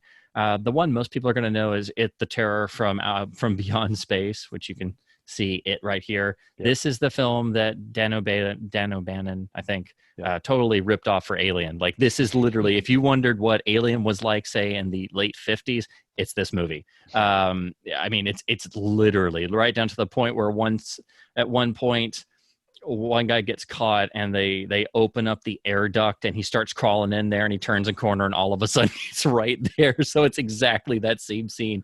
It's a little on the hokey side, but it's actually, quite well done. Obviously it's a dude in a monster suit, but it's actually, not bad. I'd seen it before growing up a long time ago. So that was fun revisiting it. But the other 3, most people are probably not going to know as much. Man from Planet X is the best film in the set. This was a science fiction film directed by Edgar G. Ulmer when he was in his Poverty Row stage. And this was a guy who worked with Fritz Lang at UFA. This was a guy who worked with everybody, came to the U.S., made things like the 1934 Black Cat, which is one of the most amazing Golden Age horror films. It was so dark, they had made him reshoot it. And the reshot version is messed up. Like, that is the movie where Karloff and Lugosi play a game of chess for people's souls. That is the film where Karloff walks around the catacombs staring at the entombed, preserved bodies of all his dead wives that he's presumably murdered. And so there's elements of Satanism, human sacrifice, necrophilia, all that fun stuff. And that's the edited version. But Edgar G. Ulmer could make atmosphere like nobody else. So he got booted out of the studio system, wound up at Poverty Row, He's most famous now for making Detour, which is one of the great film noirs. He shot that film in 6 days, and it's one of the great noirs, has atmosphere for days. Man from Planet X is similar. It's a sci-fi film shot in about 6 or 7 days. A very simple plot about basically a Martian spaceship crashes in the moors of Scotland, and they literally walk off into the mists. And they used old sets from, I believe it was leftover from Joan of Arc, the oh gosh, who did it? It's the Ingrid Bergman Joan of Arc that I think was Victor Fleming, was one of his last films. But anyway, so it was all leftover sets and stuff. It's very short, but it is atmospheric like you would not believe. It's an amazing film, and it was made in like 6 or 7 days for no money on leftover sets. It's astonishing. And the creature design is very iconic. This is when he first appears in this porthole, and it's actually a definite, total jump scare moment. But it's actually got some interesting ideas. The costume is a little hokey if you look at it that way because they didn't have very much money, but it's got something to it. It's kind of endearing. Joe Dante loves this movie. He actually put this guy in the, I believe it's Looney Tunes Back in Action. If you look closely, he actually licensed Man from Planet X and put him in there because he's big on 50s sci-fi. So that's the best film in the set. It's a great science fiction film. Red Planet Mars is actually exclusive to this LD box. It hasn't been reissued. I had never seen it before. It's quite bizarre. But it's actually quite good, and you really need to look up the Wikipedia article for this film because it really defies logic, like the plot of it. Peter Graves basically is a scientist who he and his wife intercept transmissions from Mars and decode them, and they're like, no one's ever done this before. We've proven there's life outside, and they decode it, and it's actually like biblical sayings, and they're like, what? So then it's like, is God alive and does he live on Mars? What? It takes a total 180. It's very much Cold War. There's a lot of Cold War paranoia and stuff, but it's also very intelligent. And it's also got all of this Christian symbolism in it, which I did not expect, had no idea. I went in cold. I also didn't know it was not on DVD. I guess they just didn't feel like reissuing it because they thought it might be inflammatory or something. It's a very bizarre film. You can't really categorize it, but it's actually quite good in a strange way. So that was a complete surprise. And then lastly, I'd seen a piece of this film. I'd never gotten to see the whole thing. But since you mentioned Jaws, Monster That Challenged the World. Yes, the title is kind of goofy. But this is this is one of the films that was part of the 50s genre of big, giant, mutated bugs or animals, monsters, whatever, rampaging and attacking stuff. But this one is quite different because it really has a brain to it. It's not, ants. It's actually giant sea mollusks that there's an earthquake and it allows sand from an atomic bomb army testing site to go down and find these prehistoric eggs and hit them with this radiation. So then one spawns up and they're ginormous, and they can also spawn at ridiculously high rates, and they just consume everything they come across. But you never see the monster for the longest time. And the first half of this film is literally like Jaws. Like, if you ever wonder what was the inspiration for Spielberg having to run for cover because the shark didn't work and go, okay, well, if I don't show it, what do I do? I swear he'd seen this film, and it must have been in the back of his head somewhere. There's literally one point where there's a guy and a girl who go to the beach late at night when they're not supposed to, and they go out skinny dipping, and it's just like the opening of Jaws, and you see her go under the water, and you see the bubbles, and I'm like, oh my God. So there's a lot of that. And it's also nice that the characters are intelligent. So you have these guys at the army base, and they actually approach the problem realistically, which is really different than most other 50s big monster films. And that's why I don't really like those very much. And then lastly, I'll say the sea mollusk design is actually really creepy and very well done, even though it's obviously just, they built a full scale thing, but it's mostly a puppet. But Tim Holt is in this film. He actually came out of his retirement to do this. Tim Holt of Treasure of the Sierra Madre, Magnificent Ambersons, and a lot of Westerns, who was a really underrated actor. It's really weird seeing him in a film like this, but I think that adds to it having some credibility. So I think all Jaws fans need to see Monster That Challenged the World because it's really well made. I was genuinely surprised. I'd heard good things about it before, but I was like, oh my God, this is great. And this is totally like Jaws. It's not even funny. So that was nice box. Love the graphics on that too. Oh yeah. It's really cool. And yeah, Red Planet Mars. That's the only way to really see it. Then I jumped into another box. This one is a fun one you don't see all the time. It's actually a Pioneer Special Edition. It's got a little damage on the top. It's got this beautiful painted cover of Coop. This is the Gary Cooper Adventure Collection. It's basically a triple feature set. These are 3 films he made for Samuel Goldwyn, so the rights kind of pass around. None of these are mentioned enough, I don't think, and all are really great. It's called the Adventure Collection, but one of these, Cowboy and the Lady, is really more of a, it's not quite a screwball comedy, but it's basically, you know, one of the early rom-coms. So it's more of a class comedy, very much inspired by things like It Happened One Night, where you have the sheltered heiress to a political fortune who basically goes out on her own and meets Cooper, and, you know, things ensue from there, because, you know, Cowboy and Lady can't mix. Exactly.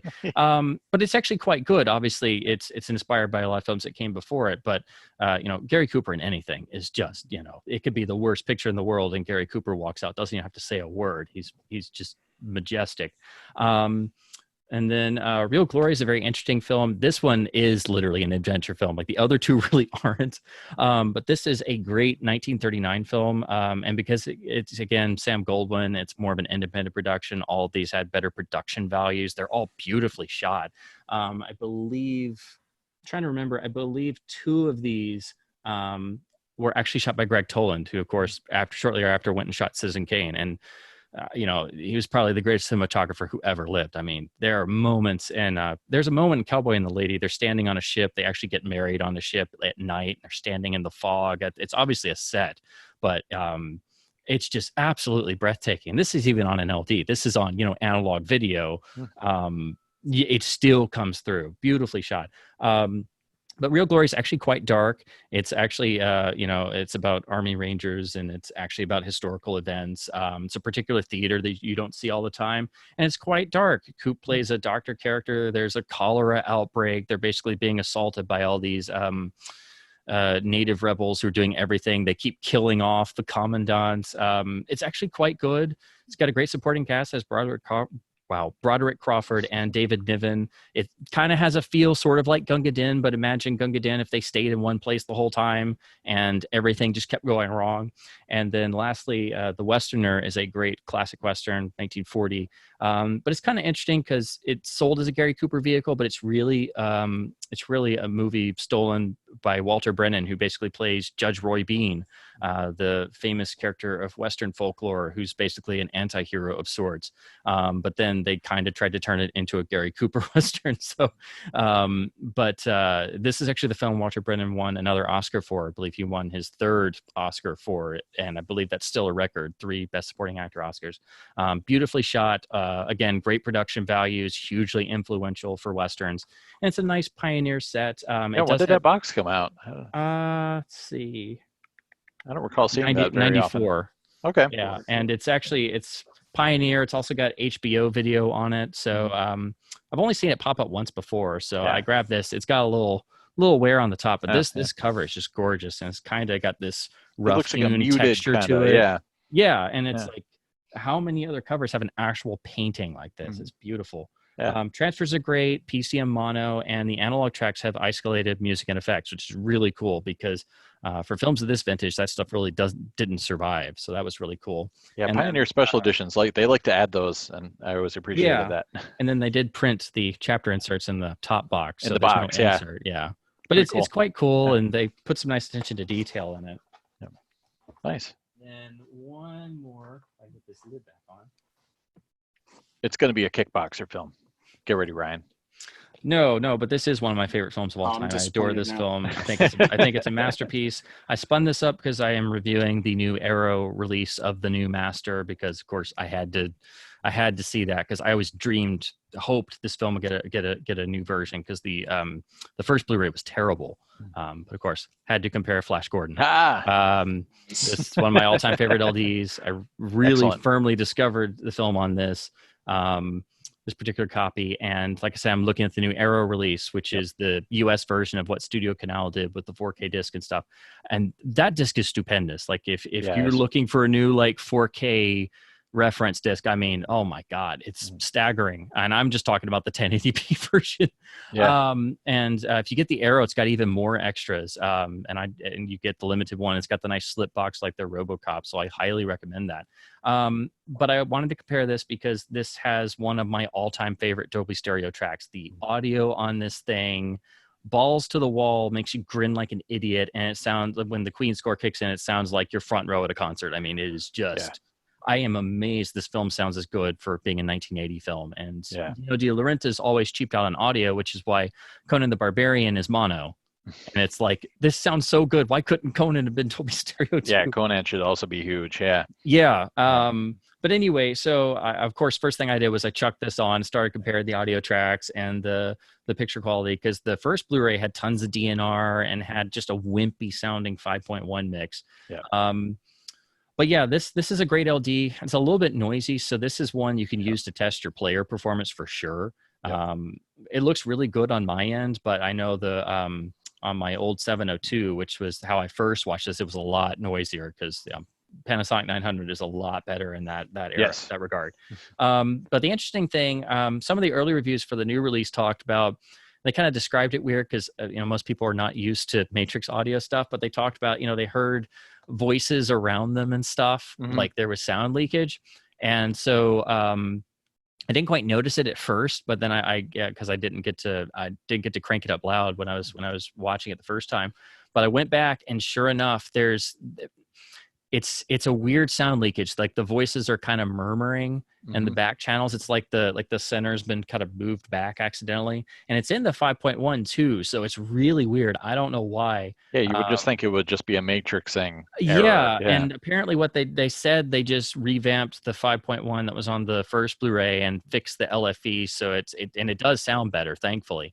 But I stuck with I was just happy the original stereo mix was back, but it's got some dialogue leakage. It's not bad, but every once in a while when somebody says something really loud, it's like pops up back there. Yeah, it is like whoa. It's like Topol says something, and it's like what? No.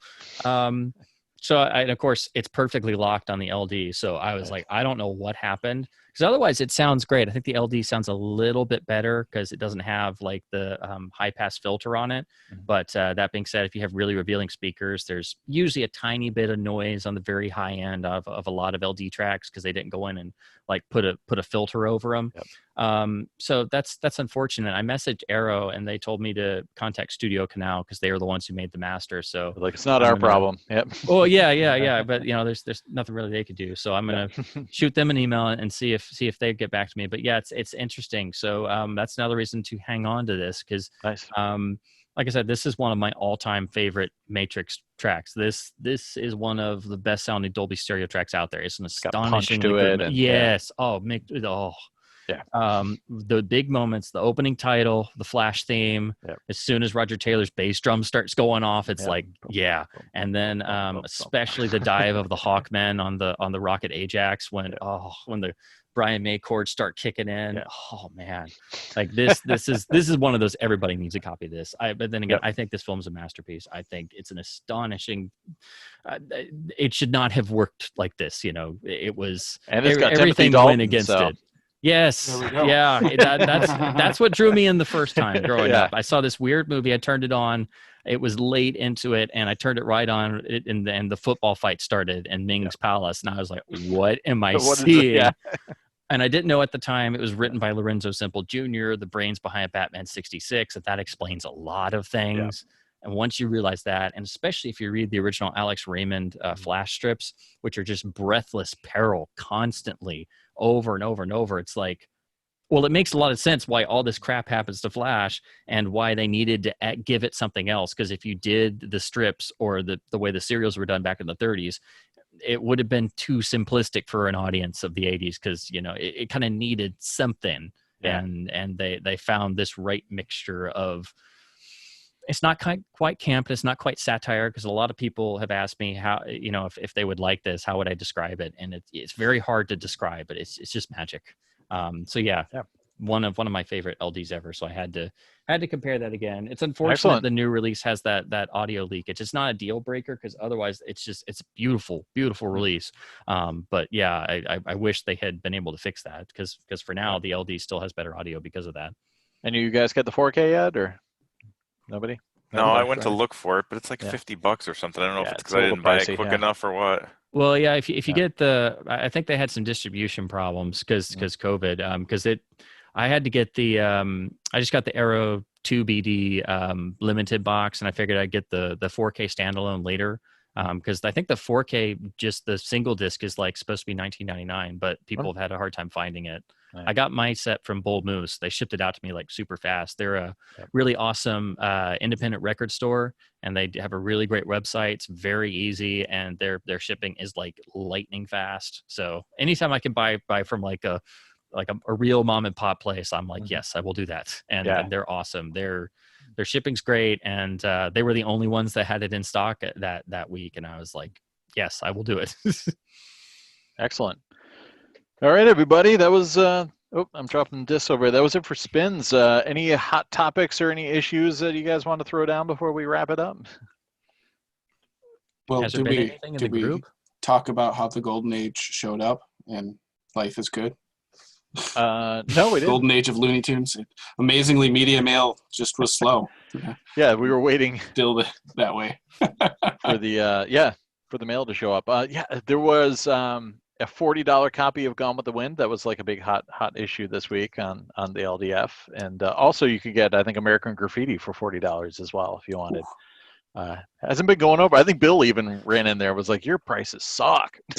Oh, wait, was this a sale post where somebody oh no. Yeah, it hasn't been going well. Standard ones, and it was the original, I think, 80s issue of Gone with the Wind, and let's start these at $40 each. But they're censoring it.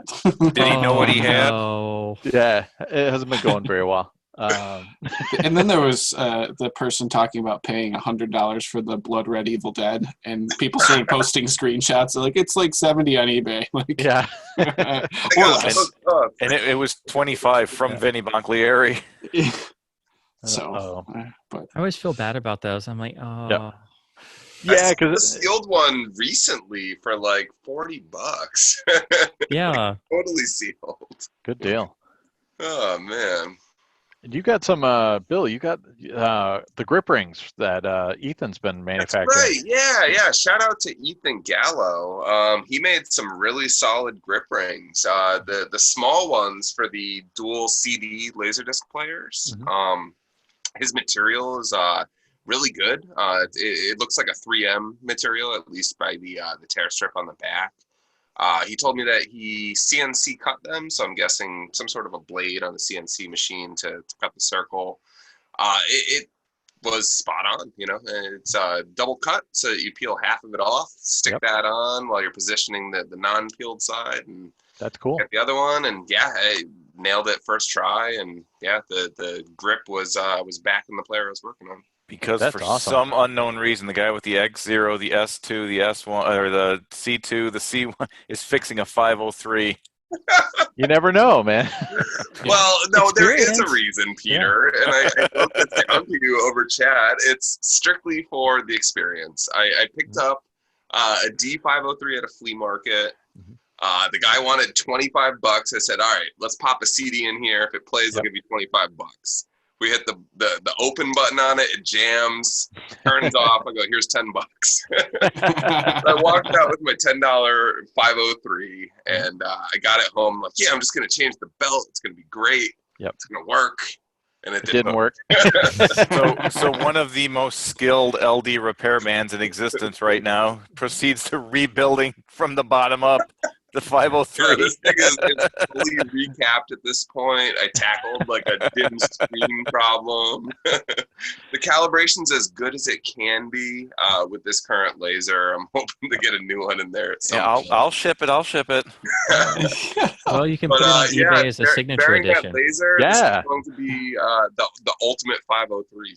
Once I get maybe we can etch your signature onto the faceplate, and we'll sell it at a premium. Does that have AC3 on it? It's going to. I was just going to say that flops next it in there. Yeah. Well, that was the year before. budget in mind on my $10 503. So I'm going to do a breadboard AC3. Okay. And, I'm going to try to keep the build around $5. Excellent. Well, we expect to hear back more in future Are you going to podcasts. redo Sam, the do you video want to out put too? like a supercharger in your car or something?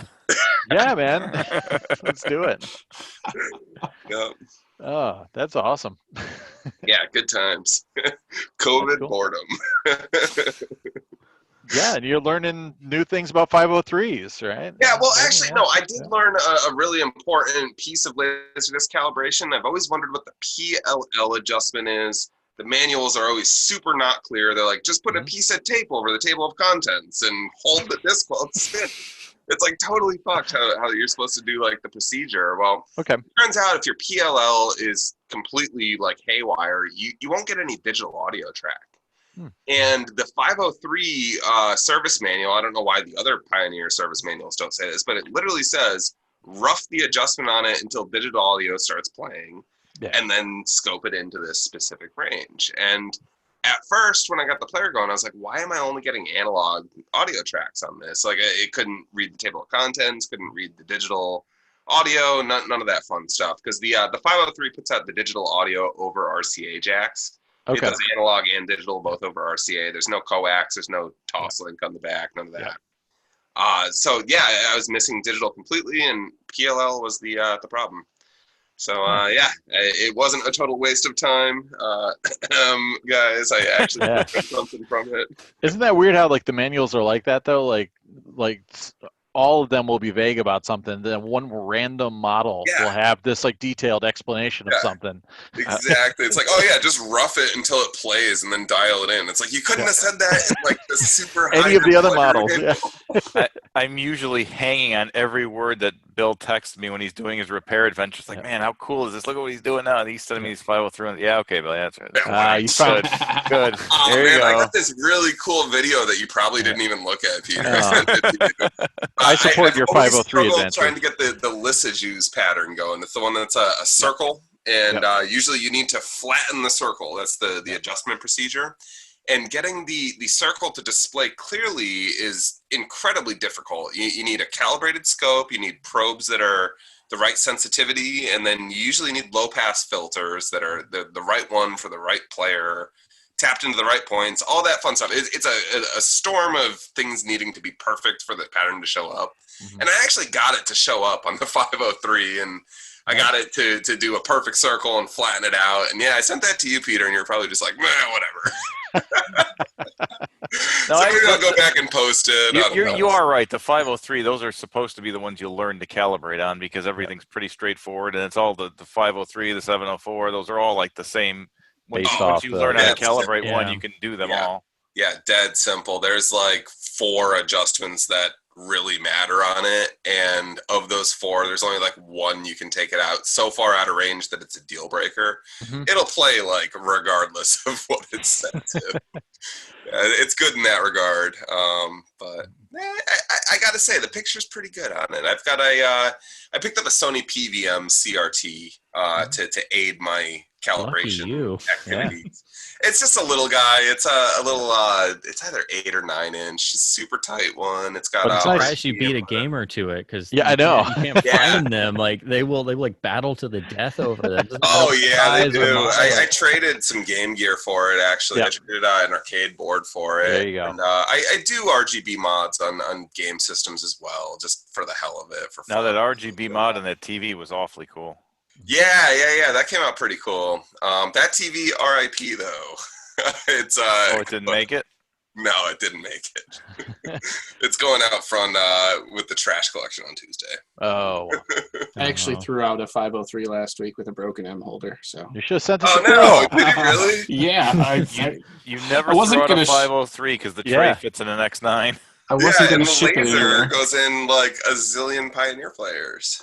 The player was like full of like pet hair or something. I was just like, nope, it's done. Like, yeah. No, that brings up another thing. I've wondered because I have several players because I have people ask me all the time, and then they're like, "Oh, do you have any extra players?" And I'm like, "Well, yeah, but they're not like 100% perfect or anything." So it's like, what do you do with when you accumulate like 5 or 6 players and they're not like something you would you don't want to dump it off on somebody who's totally, new to it. But like if you accumulate a bunch of parts players, eventually, like how do you go through it and process and get rid of some? Yeah, because there's no tax. Yeah. Yeah, you fix them one at a time. Yeah, it's like I give them away. And Somebody took mine. Put a group post, pay $55 shipping plus $10, and I'll send you my 703 that has a broken side flip and and see if anybody bites on it. Yeah, if they know what they're getting into, I guess that's one thing. It's tough though, like you said, because a lot of people are like they want to get a working player. It's their first player or something, and they expect it to be like a DVD or a Blu-ray player and just work perfectly. Yeah, and be identical, and and it's like no, it's not bit perfect ever. It's I gotta say most people that pick up a player like that come at the format nowadays that they're pretty much expecting like something that came off a shelf at a Circuit City or something back in the 90s. They want like 100% perfection. So yeah, I could see them getting a 703 that's a little honestly, if you've got a number of players that are in very various states and you don't have an appetite for fixing them, I'd say go through and pull the important parts, the spindle, the laser, the tray, the power supply, and just start building up some spare parts. They're either going to come in handy for you in the future or for another enthusiast looking to fix a player. It's a lot easier to sell a loose laser that's working for $50, $75, a reasonable price, than it is a totally bunk player that's not working for $10 plus shipping. Somebody's more apt to buy that laser than they are a player. Or be like the guy on eBay and tear it all down for scrap metal. Oh God, yeah! Salvage all the gold out of it. Yeah. Or try and fix it and then sell the pile of used parts on eBay. Yeah. That's one way to go at it. But I actually sold a picture of the machine. I've got all parts available. Just message me. Yeah, all parts separately. I sold 2 players. I sold 1 player while we were doing the live cast on the last podcast. Donald from LDF. You dumped the 99. Yeah, and he lives in Connecticut, so he stopped by my house one day and grabbed it. And then Mark Rivera, Karma River, he also needed the new player, so I sold him a Pro Scan I had. So yeah, finally thinning the herd a little bit. So you got the Pro Scan out of here? Let me know when the Quasar is available. Dude, I thought the Pro Scan and the Quasar were Quasar like with them.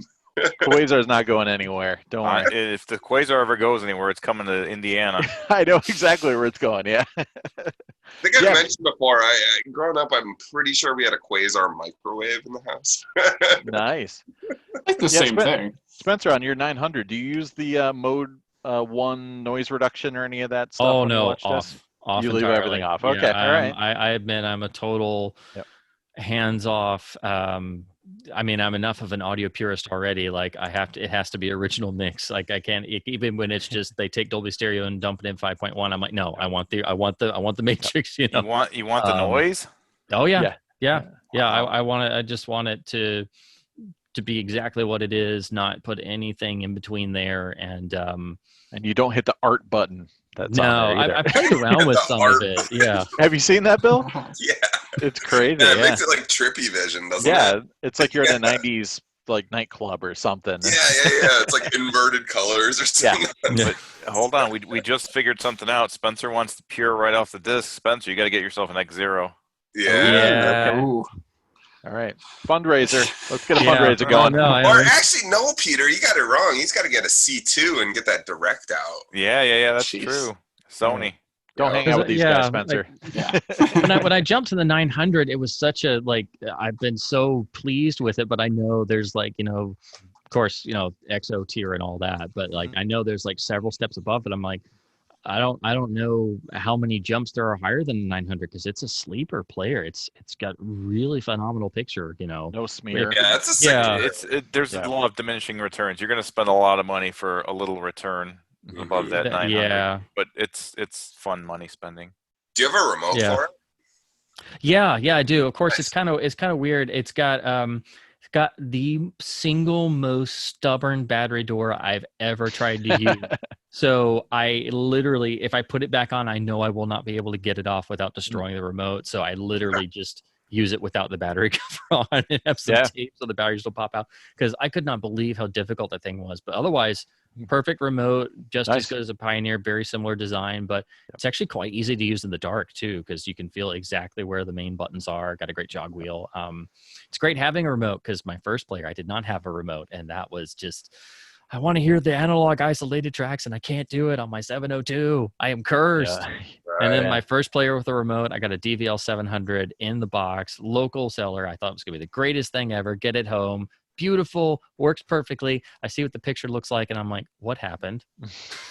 And then I went and I started digging around. I'm like, that was when I realized, oh, every player is different. Yeah. Oh, what have I done? But it's still like that. The 700 is literally the most reliable player I've ever owned. I still have it. I keep it in its box as a backup, because that thing is beautifully made, plays everything perfectly. And has the remote and everything. So I know if anything ever goes bad completely, that's the one I'm gonna hang on to, because it's like perfect. Yeah, you can count on it in a pinch, but yeah. Yeah, it's a little smeary though. A little smeary. Very, Yeah. very smeary. CLV smear on top of the smeariness. Yeah, it's like Yeah, the 900 is nice for that, and the fact that you have the remote's nice too. I had a spare one, but I somebody wanted it on LDF, so I caved in and sold it to them. But I should have. Well, you're surprised all the things you get used to, and how many things are LD related that it's like they're really annoying, like smearing. And then the other thing with the 900 is it kills a lot of that ringing. There's a lot of ringing and a lot of discs, like sometimes so bad it looks like edge halos, and it was really bad on my 702 on certain titles, and I got the 900 the first time and it was just gone, and I was like, oh my god, like that's like night and day difference. And you described that to some people and they were like, what are you talking about?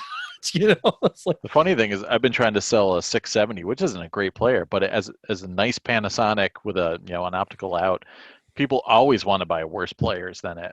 Everyone's like, no, I'd rather have the whatever Pioneer you have or something like that. I'm like, 704. Yeah. That's the player. Yeah. But I'm like, this no is other actually a player legitimately exists. nice player with a clean picture with no smear. Like, and they always ask, which one would you keep? And I'd be like, out of those, I would keep the Panasonic. I'd be like, Yeah, you have to explain every bullet point.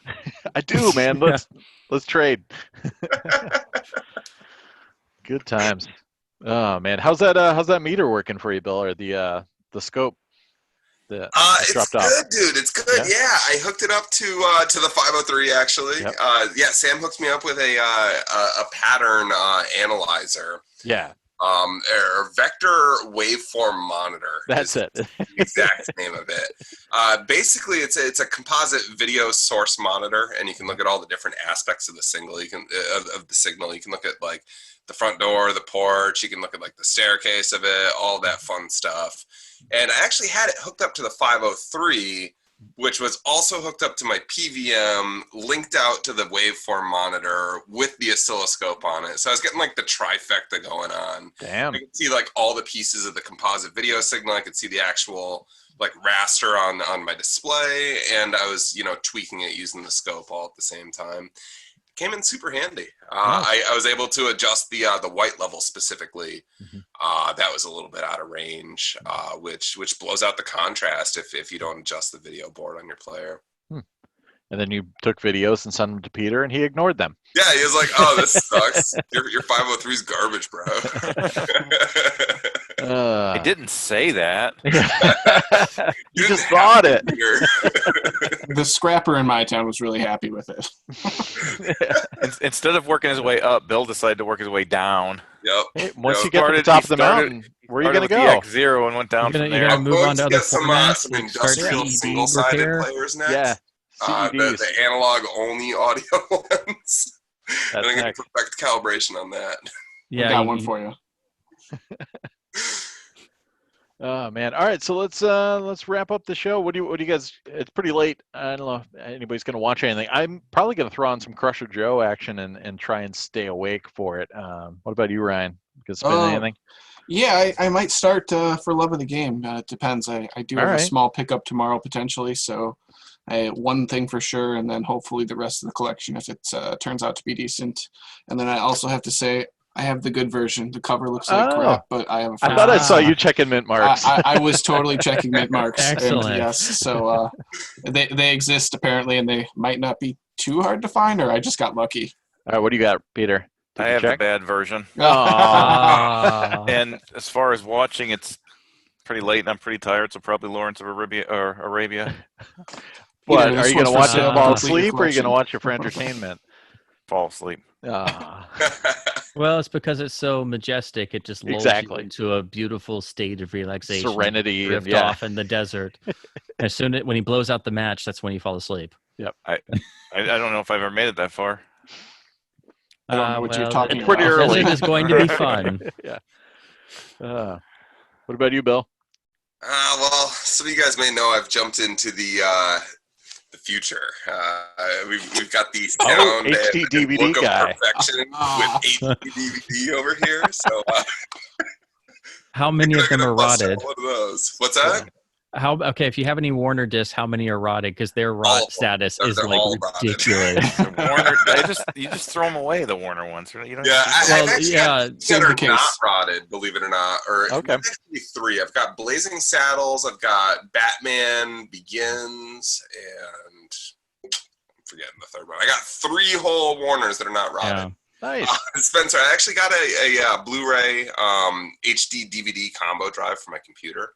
Oh, cool. And you can just scan through using Image Burn with any DVD soft. So you decrypt the DVD, and then you can do just like a verification using Image Burn and play if there's any disk read errors. Nice. Or the other option is you can use Make MKV. It's software that will rip an uncompressed version of the video to an MKV for an archival copy. And if you're able to successfully rip it, then you know the disc is good. So I've just been zipping through like all new videos. Well, I had to do the same thing because I found out the hard way that it's not just Warner HD DVDs, but a significant portion of their DVDs are rotted because there was a bad plant. Yep. And there's an HTF thread about it. And I had heard about it, but I hadn't experienced it. Then I went to pull something off the shelf and was like, what? And I got hit with the Lionsgate ones too. 4 out of 5 discs in the set. And I was like, oh, crap. Then I found it's primarily box set titles. They're all pressed a particular place, but I went and checked. I had to check every Warner Brothers DVD I have from 2006 to 2009, 2010. And I had like 30 to 40. And I sent Warner Brothers a message. They're shut down because of COVID, but they're going to get back to me. And all they can do is send me any replacements they have that are in the MOD program. And I don't know if I'll have to send back the whole I don't want to send back the whole box set because some of them are good, but there are certain sets that are long out of print. Like one of the discs in my Volume 2 Tarzan set, the Weissmuller Tarzans, the RKO ones that were never on VHS or anything. That's like a really rare DVD set. One of the 3 discs is shot, and I'm like, oh man. But yeah, it's actually pretty bad, and very few people know about it. And I'm like, it's not just HD DVDs. Yeah. Yep. So, I mean, just a public service announcement. Yep. You know, go through the discs. Don't just assume that they're on the shelf. We watched them 10 years ago. They're still good. You know. So it's a laser rod is not an isolated case. Yeah. This is Bill being a bad influence, but this is the Do you coolest have a shit I've player? ever seen. Me? Yeah, I have hundreds of HD DVDs, but this is a German steel book of Death Proof on HD DVD. I would never even thought this existed, but Bill dug it up, so I got one. It's got HD on it. I didn't even know steel books existed back then. The audio. Oh yeah, they were around during DVD times. I've got the DVD steel book of that from Best Buy and the Planet Terror one too. They're fantastic. Yeah, but the HD one's Germany only, and they never did Planet Terror, unfortunately. Yeah, they love steelbooks in Germany and like those media books and things like that. So, So what are you watching tonight, Bill? Or anything in particular? I don't know yet. I did Land of the Dead last night. That kicked ass. I love that movie. yeah, I had a great time with it. I don't know. Maybe Underworld. All right. We'll see. Cool. All right. What are you watching, Spencer? Are you going to bed? I think I can squeeze something in. I think probably what I'll do is, like I said, I'm trying to chip through my collection, just going like roughly chronologically just on all the unwatched discs. And now, of course, that's multiply with all these McCase finds. So I don't know. I might start a box set, like a multi-feature set or do that. Or I probably should do this. I've been meaning to. I've been doing a long form review on these because of course when I get new copies to check, I have to check the living daylights out of them. So I need to just do a complete watch because I've got my Japanese bonds to go through. Excellent. So I'm woefully behind on making a video. I've been doing ridiculous amounts of comparisons like I always do. Did you pick up that whole widescreen series, or? Yeah. It was. I think it was Luke who put them up. He put up the whole lot, Nice. and he sold me all of the widescreen and all of the evergreens I did a video on. Yep. And it was just such a ridiculous deal for these. I was like, yeah, I can't not. But yeah, so now I'm Letterbox Japanese complete. I don't have all the rentals and stuff, but so yeah, I've been meaning to just do my usual series rewatch and just expressly do the Japanese ones. I usually rewatch them though around Thanksgiving because that's how I grew up watching them. So TBS. Exactly. So it's a traditional thing for me to watch them in November, but I've been itching to just go through and watch all the Japanese ones because I've been like watching specific sections and comparing them to the US ones to just try to get enough info to make a video about them because I try to at least spot check this, so I can talk some about the transfer because it's hard to get time to watch 1,300 discs. Yeah, I've seen about half of my collection roughly, I would say, all the way through. But I'm trying to work through all the others, so I need to do all of these. And I love that run. Oh yeah, jacket art and I'm really curious to see which ones like pull ahead of the U.S. letterbox discs and which ones because. I've compared some, and for the most part, they're actually pretty neck and neck. It's like some kind of pull ahead, some it's like the other way, some it's kind of like a dead heat. But these are a little bit later. These are all like 93 pressing. Yeah, so a little bit cleaner for sure, and of course have the much better art and everything. And Dr. No and For Much With Love and Goldfinger are letterboxed as opposed to the Bond, or the Moore and the Connery classics. Yeah, well, I kind of cheated a little bit because the first things I ever bought, this was I think the third LaserDisc I ever bought was the Connery collection box. Those boxes are pound for pound. These are the amazing. These are the go-tos, the unheralded ones, the ones that everybody needs to get starting out. Great transfers. For Much With Love on here is a better transfer than the Criterion one because it's a better element they used. Those boxes grow on trees. Yeah, if I'm remembering correctly, Criterion has isolated music and effects on Dr. No and Goldfinger, but not For Much With Love. But MGM did it on this one. So if you get this, you get and it's not on the box, but it's just one of those things. But yeah, so great. I might do that and get started. Either that or pick up somewhere in my collection. I'm in the early 40s. I've made it to the early 40s era. I'm just like trying to go through everything. Eventually I'll get to the 7 years in Tibet, so I'll get there eventually. You're working your way. Yeah. Nice. Excellent. Well, thanks for joining us and talking Bond and LaserDiscs. And it's been a pleasure. And we'll definitely be contacting you with some Ryan Broterian quotes. Feel free. Get some audio clips from you. Oh gosh, believe it or not, I have more coming. Excellent. Awesome. Cool. Well, thanks for joining us. Thank you guys for showing your discs as always. And thanks for everyone watching. And we'll be back in a couple weeks with some more Wolfpacking. Excellent. Thank you. Peace. Cheers. See you, everybody.